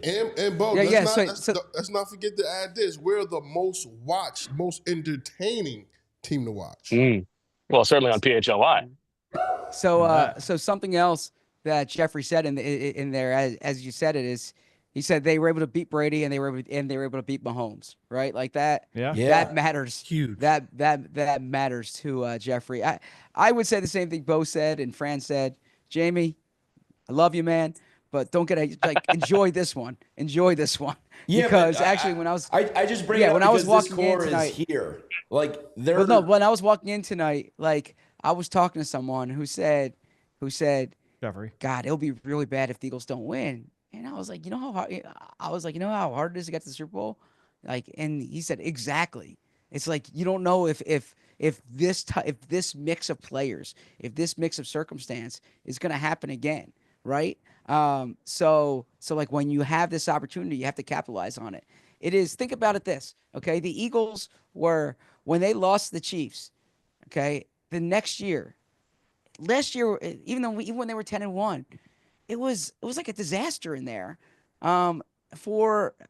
It just wasn't the right mix of people, wasn't the right mix of personalities at that point, wasn't the right mix of coaches. I mean, Kellen Moore is going to be coaching here next year, okay? The Eagles are going to have a new offensive coordinator again, all right? Like Milton Williams, Josh Sweat, they're probably going to leave. Mekhi Becton might leave. I don't know if Dallas Goedert's going to be back next year. Brandon Graham probably played his last game. Like, there's so, every year is a new team. Even if you have the core in place, it's hard to get back. Think about this. The Buffalo Bills are a Super Bowl caliber team. The Baltimore Ravens are a Super Bowl caliber team. But it is so hard to win this game. Yeah, but those teams don't get. My point is that those teams don't get to the Super Bowl. The Eagles have now been there 3 times in 8 years and won 2 of them. Yeah. And this team is locked in. They're the youngest defense in the league. Your skill positions on offense are amazing. Your offensive line, amazing. Jalen Hurts now can say, basically kiss my ass to everybody in NFL media. I don't think the good times are going to end. I think the Eagles have a model in place with Howie Roseman being the best GM in sports, that this is a repeatable thing. I'm not saying to win it, but 3 Super Bowls in 8 years, this is truly the golden era of Eagles football, and I'm enjoying the hell out of this one, but I don't think it's it. Well, this is definitely the golden era. Like this, I tell fans all the time, like, man, this is not normal. Like it's not normal to like have the expectation every year that your team wins the Super Bowl. And look, we're a tough market, and we can be critical of every decision like that. How we might not like that comes with the territory, but you take a step back. And I did ask Jeffrey this tonight. I said, Jeffrey, what does this win say about where this franchise stands in the NFL and in professional sports? And his response to me was, like, you have to be humble. You have to be humble. And then it says it has to start with him. He's quoting Kendrick, Zach. Kendrick Lamar, who did the halftime show tonight. Yeah, be humble. Who had a diss track to Drake, right? Yeah. Boom. He's learning. Right? I mean, yeah, seriously. Drake was probably rooting for the Chiefs. He's all about, like, Kentucky basketball. Drake was probably not watching this game. No? One would hope. Yeah. I think of Drake, funny. I will cut you off because I did ask Thomas Booker. We did the tableau with him, and his favorite rapper is Drake. And I said, it's going to be a tough night for you. He's like, yeah, like I hope they come out and perform together. I'm like, I don't think that's going to happen, my man. From my understanding, it did not happen. Yeah. Speaking of musical acts, now that the locker room is clearing out, I got word on who's performing at the post-game party. What do we got? Sorry, we've been waiting on this all show, guys. So, Sexy Red. I like Sexy Red. Big the Plug. And then apparently another special guest that it hasn't been confirmed, but there is suspicion that it might be Lil Wayne at the party. 3 of Zach's favorites. 3 of Zach, yeah, right there. Zach, where does Sexy Red rank for you amongst modern performers? That's Andy Reid in a bikini. Probably between like Kendrick Lamar and Billy Joel. How about that? All right, so Chris is heading out, so I just want to give a shout out. Thank you to Chris. This is our social media maven, Chris. He does an awesome job for us. Shout out to Chris was out on the street getting all getting all the stuff from Broad Street. Broad Street with the mic. That's awesome. The parade Friday, Vinny. But it's brick out there. The parade is Friday. The Eagles did announce. They switched it. Oh, okay. Because Thursday looks like a rain day, so it looks like they're just scheduling it for Friday. Now, guys, we have a diehard sale going on. Zach, Bo, Les, Fran, you guys are worth it alone. Plus, you get the best Sixers coverage, Flyers, Phillies in town. There's a diehard sale going on. Now, Zach, I know you're going to torture yourself about how much you're putting out this week and what you're writing about. Why don't you both give the people a little bit of a teaser of what you're going to be working on tomorrow morning, Tuesday, Wednesday, what your week's looking like on allphly.com?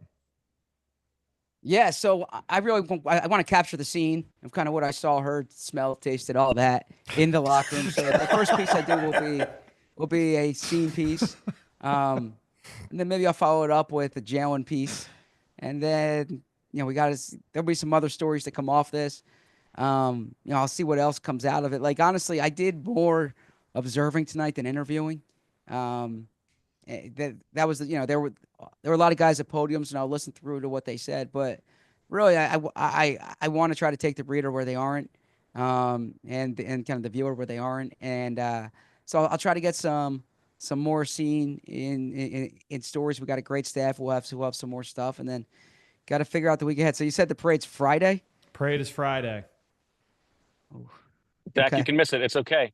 It's okay. No, I gave you permission.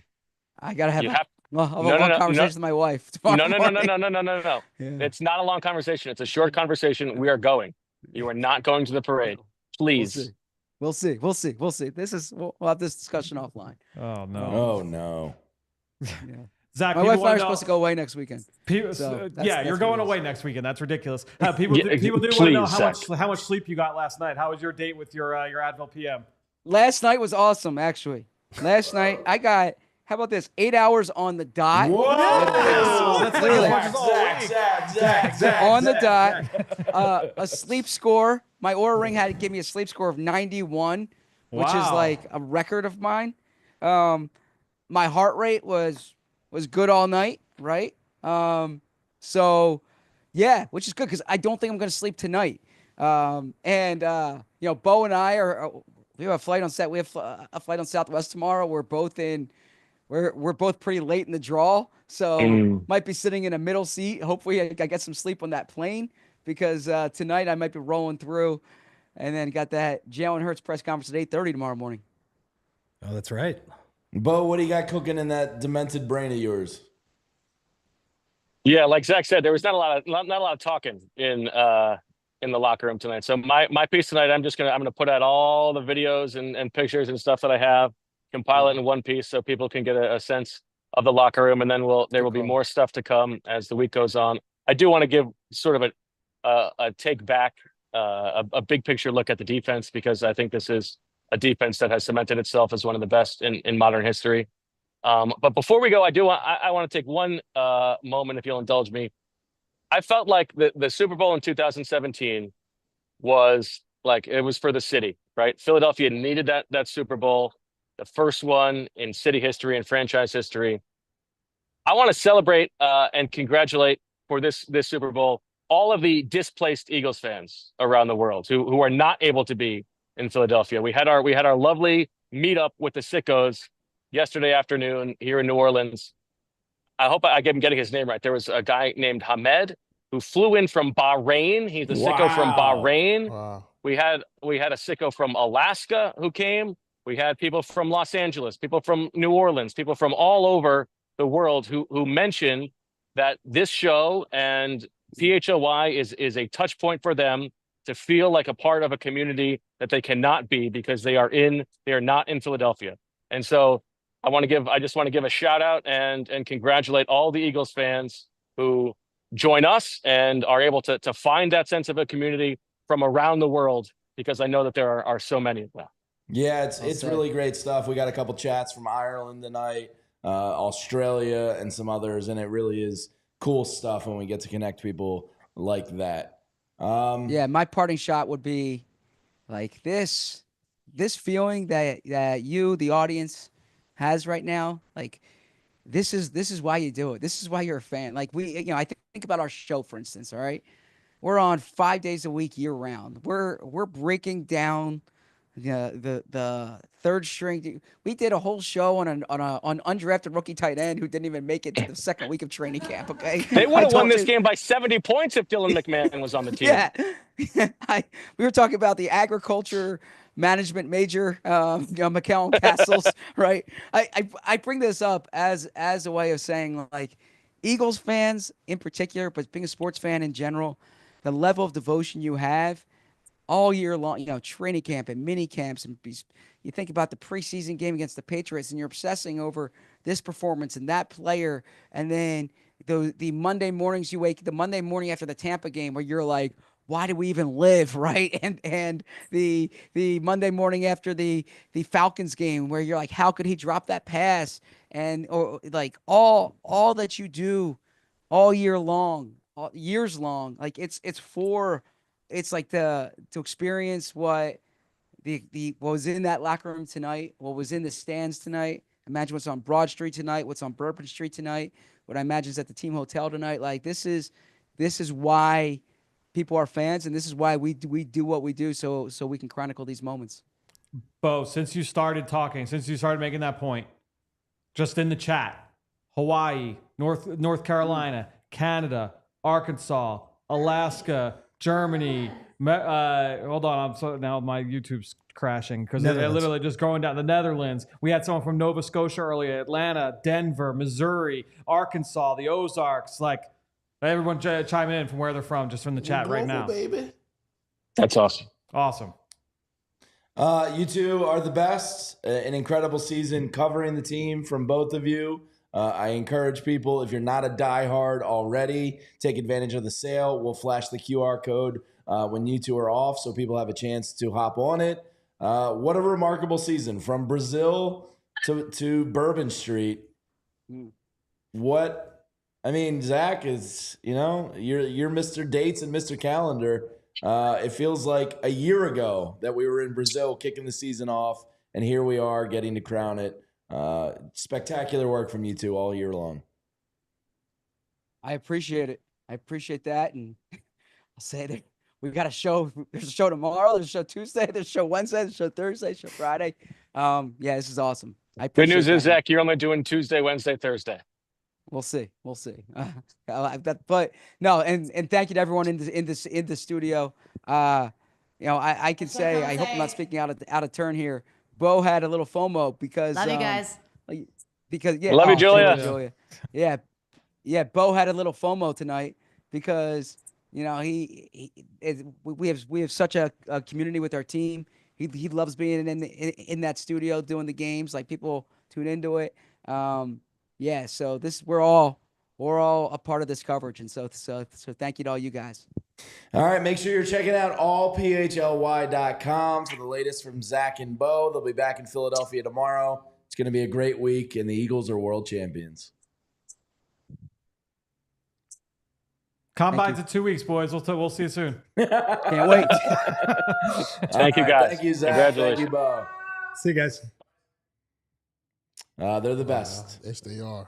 The Zach. We got to get hit to some of these super chats here because y'all sickos are flooding the super chats tonight, and we love you for it.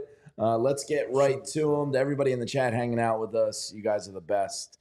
All right, we got Terrell Cooper. Oh, we already read that one, Jules. That's the Chargers fan that was happy for our support. We got Callum Hanlon, who says, I figured out how to use the super chat. My house burned down in the Altadena fires. Oh. The podcast got me through it. Callum, our hearts are with you. Hopefully you have the support with you to help you through this. I can't even imagine what you've been through. Y'all replaced my shirt and more. I love y'all. Thanks, Vince and Zach and the rest of y'all. That's right. They reached out. I remember on a show recently, and they were able to get it. That's great. Callum, all the best to you. Thanks for reaching out, Callum. Thank you, Callum. That is awesome. Dimitri Bordanas says, Go Birds from Melbourne. We are champions. See everyone in 2026. PHLY coverage is Fire Flames. Melbourne, as somebody that lived in Australia, is very much the Philadelphia of Australia. Okay. So I felt a Philly kind of vibe and connection to Melbourne. We had some Brisbane in the chat. Yeah, that's the Gold Coast, baby. You know a lot about Australia, man. I lived there for 6 months. I love Australia. my friend in Fremantle became a Birds fan because he hung out with me and my sicko Birds fan, and he's a Birds fan for life. Sent me a message earlier today, said I'll be watching. David Arroyo says, how do we judge Nick now? Feels complicated. He won. Because he's a Super Bowl winning head coach. He's going to have that. I mean, look, at the end of the day, like, it doesn't make him invincible. No. But well, Doug Peterson got canned fairly quickly. A couple years later. But he's at least got himself 2 to 3 years. Yeah. I mean, that's at minimum. You're a Super Bowl winning head coach. No one's taking that away from you. And when a mini dynasty is happening, nothing else is going to happen. Oh, we have another guest, Julia? Before we do the guest, do you have the QR code before I forget? Because my dumb brain forgets things. For the Die Hard sale. Just to flash it, because Zach and Bo are going to be putting out so much great content this week, as well as Fran and everybody else here. It's a great time to hop in, to become a diehard. If you ever considered it, just a great opportunity for you. So before we get to our special guest, we'll just flash. Okay. So we have our special guest. Hey, oh, nice. What's up, man? You're live. Kyle, unmute. Unmute. Is he gaming? Kyle? What a performance by Kyle. Oh, this is great. Oh, yeah. You're live.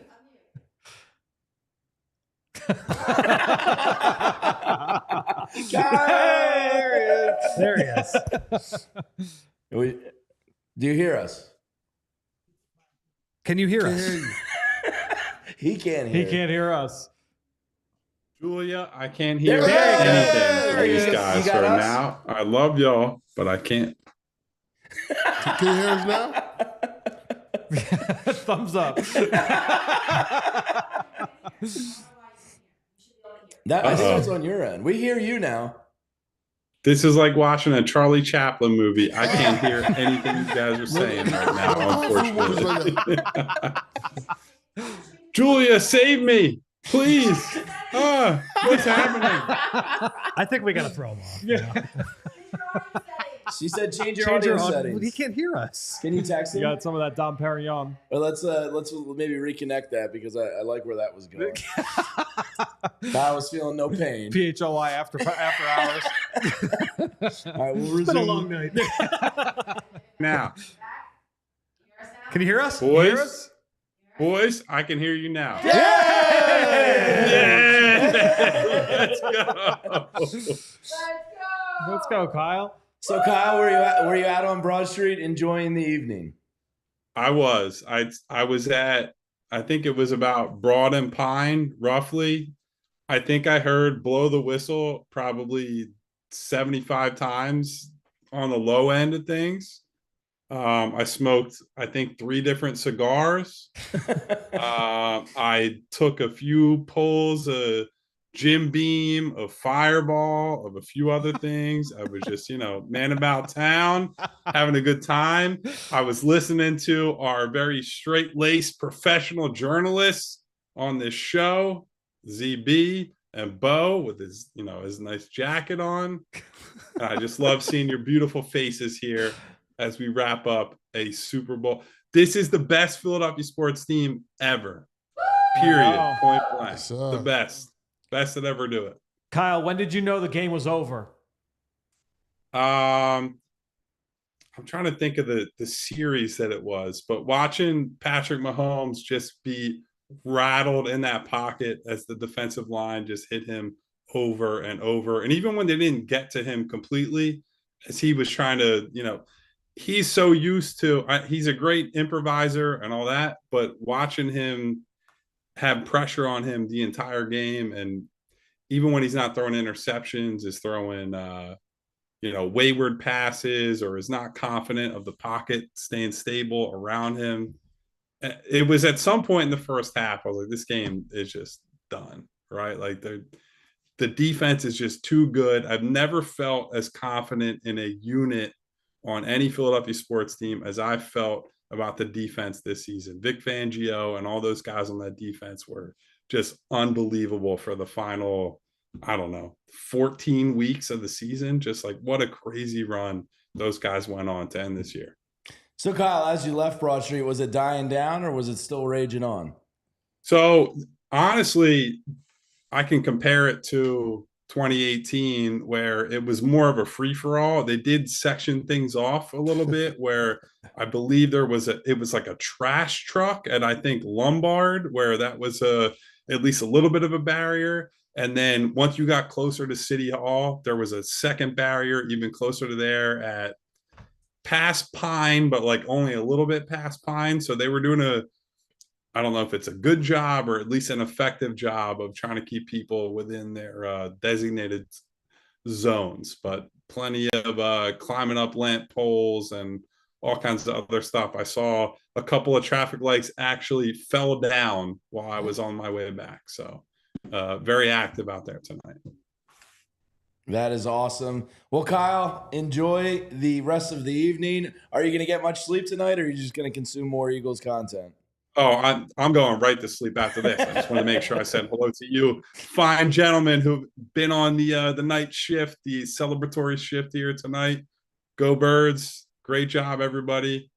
That's the best Philadelphia sports team ever. That's all I have to say. No disagreements here. At all. See you, man. Thank you, Kyle. Take it easy. Make sure you're tuning into the PHLY Sixers show. Wonderful drunk performance by Kyle. Yeah. Outstanding. I was like 600, by the way. I just Yes, we are at 600 Over likes. 600 likes. Big shout Wow. out to the chat tonight. You guys are on fire. We heard from PHLY Flyers, Sixers, Phillies, and from Ant. Yeah. Everybody chiming in. Everybody chiming in, Yeah. celebrating we our ran the birds. gamut. All right, let's get back. Do you want to flash the QR code? Which you tell me. Die Hard sale. Tell a friend, tell a neighbor, tell a family member. How long have we been doing this for? Like 3 hours? We're just about 3 hours. 2 hours and 50 minutes. There we go. We got to hold for 10 more minutes for 3. I could drink 20 more statesides right now. Rick Morse wants to know, was Paul George driving around the city again tonight? That video had me dying.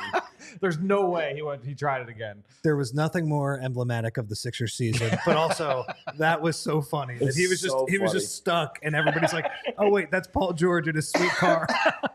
That's outstanding. Amazing stuff. You got it? Did you flash it? Yeah. Okay, awesome. So Die Hard sale. Take advantage of it.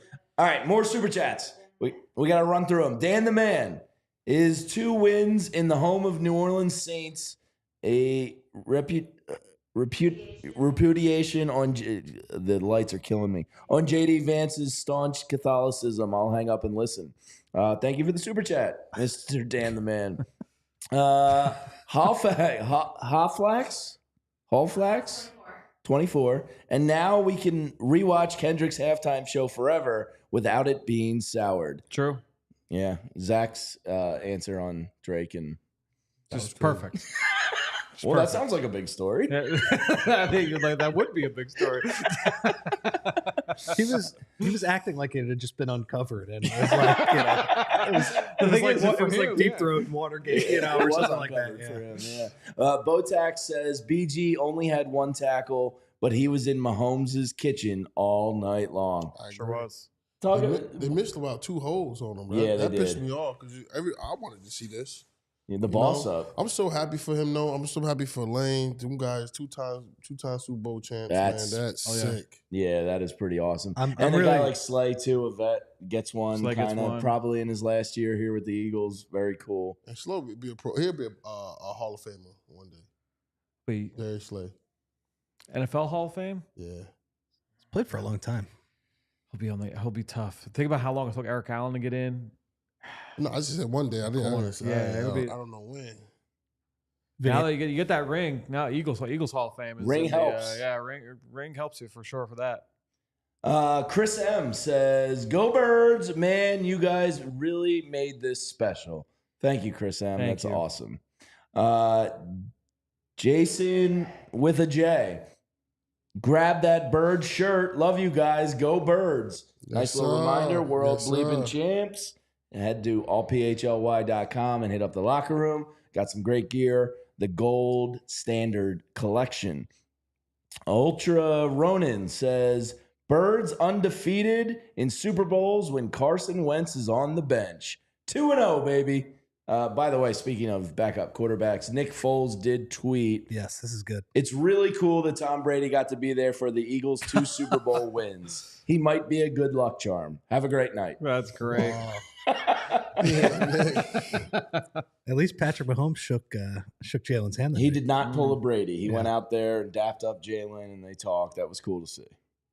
I love watching sour Patrick Mahomes' face, though. That was great. I don't know if he would have lost in the same way Brady did in like a shootout, but when you get your butt whooped like that, I think you kind of just got to hand it to mentally him. prepped at that point. I mean, the Chiefs probably mentally knew it was over that first possession of the third quarter. I know as an athlete, Vinny, you always believe you can right the ship and fight your way out of it. But like deep in their like back of their brains, they probably went, damn, we can't do anything versus defense. There was blood in the water. Yeah. Kyle O says, who's more loved, Embiid or Hurts? Easy. The man with the ring. It's not close now. Andrew Pick says, amazing season as a transplant to the PNW. Pacific Northwest. Oh, that's good work by you. Thank you. Were all over that one. Yeah. Following PHLY with the Sickos has made it 10 times more fun. Thank you for all you do, and fly, Eagles, fly. Thank you. Thank you, Thanks Andrew. for that, Andrew. Is that a common PNW? Oh, yeah. Yeah? Yep. Never really heard of that too often. I mean, Pacific Northwest, but not PNW. You know a lot about Australia, but you don't know your acronyms quite I as do well. love Seattle. It's a great city. Sure. I've been to Victoria. It's like when you partake in some DP. Dog poop. My DP went to I didn't know where you were totally going with that. different place. I didn't know where you were going with that. And that is not safe for this network. It's hour 3, whatever. After hours. Idiot Sandwich says, let's get ZB to commit to a book tonight. Love, PHLY. I think the thought, when we asked Zach about book number 3, I think the thought was already churning probably a little already bit. moving in his head a little bit. He said he's got to talk to the missus. So wait, they have a family trip planned? I guess so. He cannot go to the parade. Yeah, that's right. Oh, well. Yeah, he's not Emily in Paris. Not going. Emily in Paris. Yeah, they're not he's not going on that. That's ridiculous. That would be insane. Yes, right. She would. It's not like his there's ass. media availability after the parade. Like he's not talking to anybody. He'll be on the show. Yeah, we'll be okay. Go to Paris, Zach. Chris M says, "Okay, here we go. I guess you just got to move the slider once again. Thank you guys. Made the season so effing special. Go Birds. Go PHLY." And go effing Birds, man. Thank you, Chris M. Thank you, Chris. Kyle O says, Mina Kimes is right. Hurts is a big game performer. There's no denying that. That guy steps up when the lights are bright. No question. 2 awesome Super Bowls from him. And that NFC title game last week, too. Like, just ridiculous. Awesome. Phenomenal stuff. Tony Important says, go Birds from Halifax, Nova Scotia. I knew that one. You knew the NS. Boom. Love everything y'all do. Stoked to watch the post game while I calm down and clean up from my family Super Bowl party. Go Birds! Thank you, Tony. Thank you, Tony. Ian Rogers says. Ian Rogers. All right, Ian. Ian. Nice. Jason says, $20. Jason, you the man. We're transplant living in Missouri. 2 years ago, we went to bed broken as our neighbors shot off fireworks. Pretty quiet out there now. We're blasting the blow the whistle until we blow out the speakers tonight. Go Birds. Go Birds. That's got to be a great feeling. Yeah, when you're in enemy big time. territory like that, that is fantastic. Enjoy the night, Jason. Polar Jam says, who is covered in more champagne, Bo or ZB? Well, the fact that Bo didn't bring it up tells me ZB. ZB talking about his golden champagne in his shower. mouth. In his mouth. Just very nearly broke me. That was one of my 2 favorite. No, he doesn't even know. That was one of my 2 favorite lines. Probably my favorite, honestly. I also liked my binoculars got confiscated by the Secret Service. I know that's like 2.5 hours ago at this point, but man. I meant to relay that to Zach and Bo and just forgot because I'm sure they would have enjoyed that. That was a spectacular line from the professor. Marshall says, What's Bo's favorite Robert Altman film? Yeah, we'll have to ask him. We'll ask him that. We'll ask circle him back this Tuesday week on show. that one, Yeah. Marshall. Daniel Mormack says, I thank you for an awesome season and postseason. PHLY killed it. To Fran, we need a breakdown on the field goal penalties. Please do one online. Yeah, Not at the top of your We'll try and get to that at some point. Josh MC83 says, effing birds. Philly boy living in Dallas, Fort Worth. There you go. DFW. Look at you. Got it. Boom. All over it. We'll be in Las Vegas for a wedding this week, but my wife and I are flying to PHLY from Las Vegas and back to the wedding to make this parade. Wow. That is a superior level of commitment there. P.S. Fran, say hi. That might have been my breaking point. Say hi to Sandy. Say hi to Sandy. You know Hi Sandy. to Sandy. Say I to Sandy. Hi to Sandy? Does that mean anything to you? No. Well, you just said it, so. Yeah, hi Sandy. He said it. Hi, Sandy. Vincent Pellegrini again. Zach is not going to the parade. His code to the building will be shut off for the week. That is fair. He will still show up to the parade.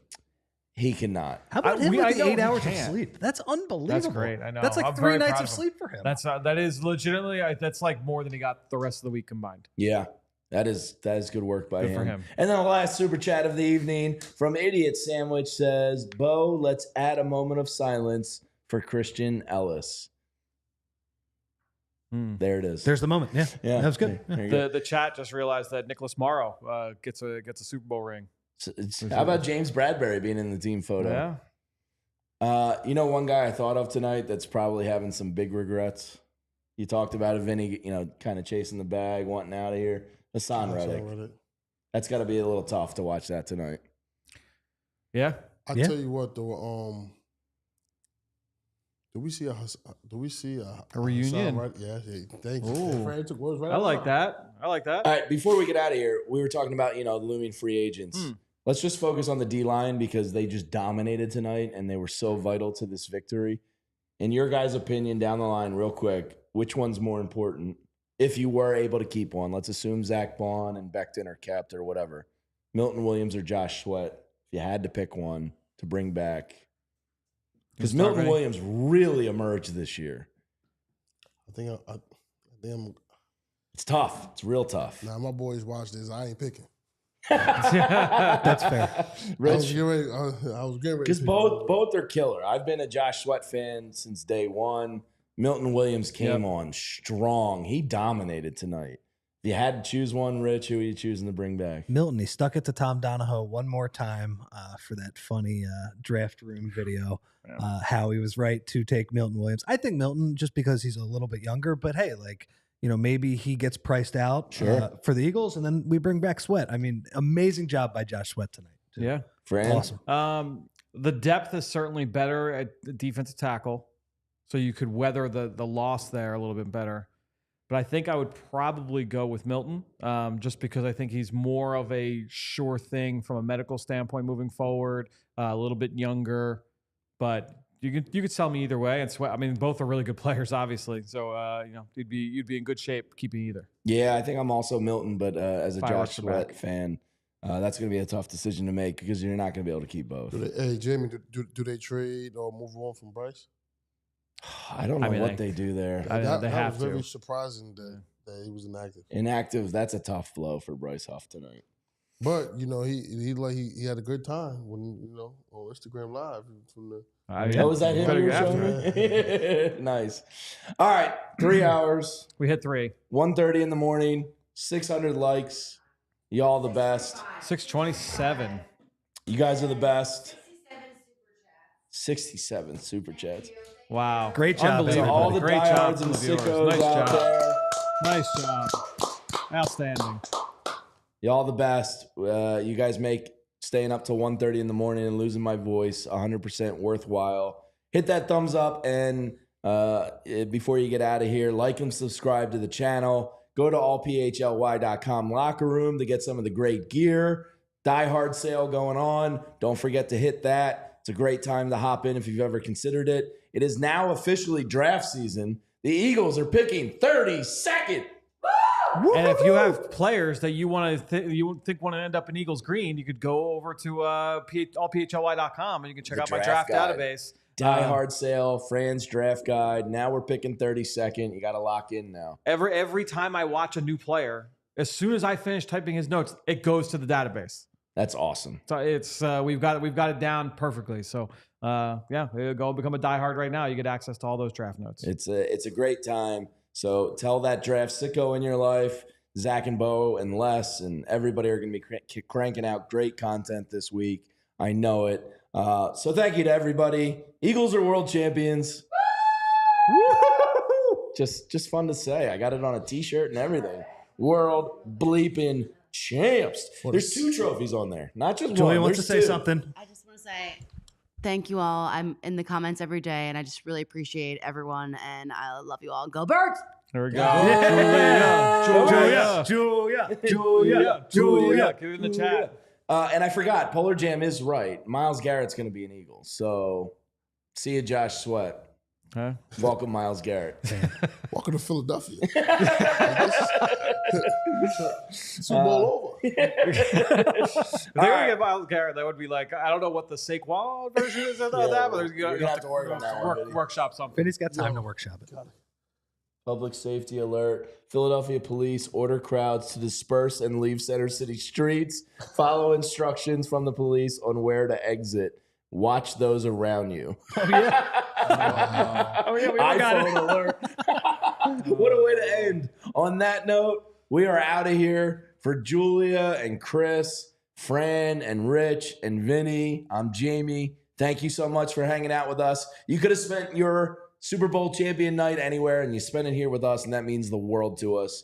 And to quote Bo Wolf, and remember, we love you. We all silly like the mayor.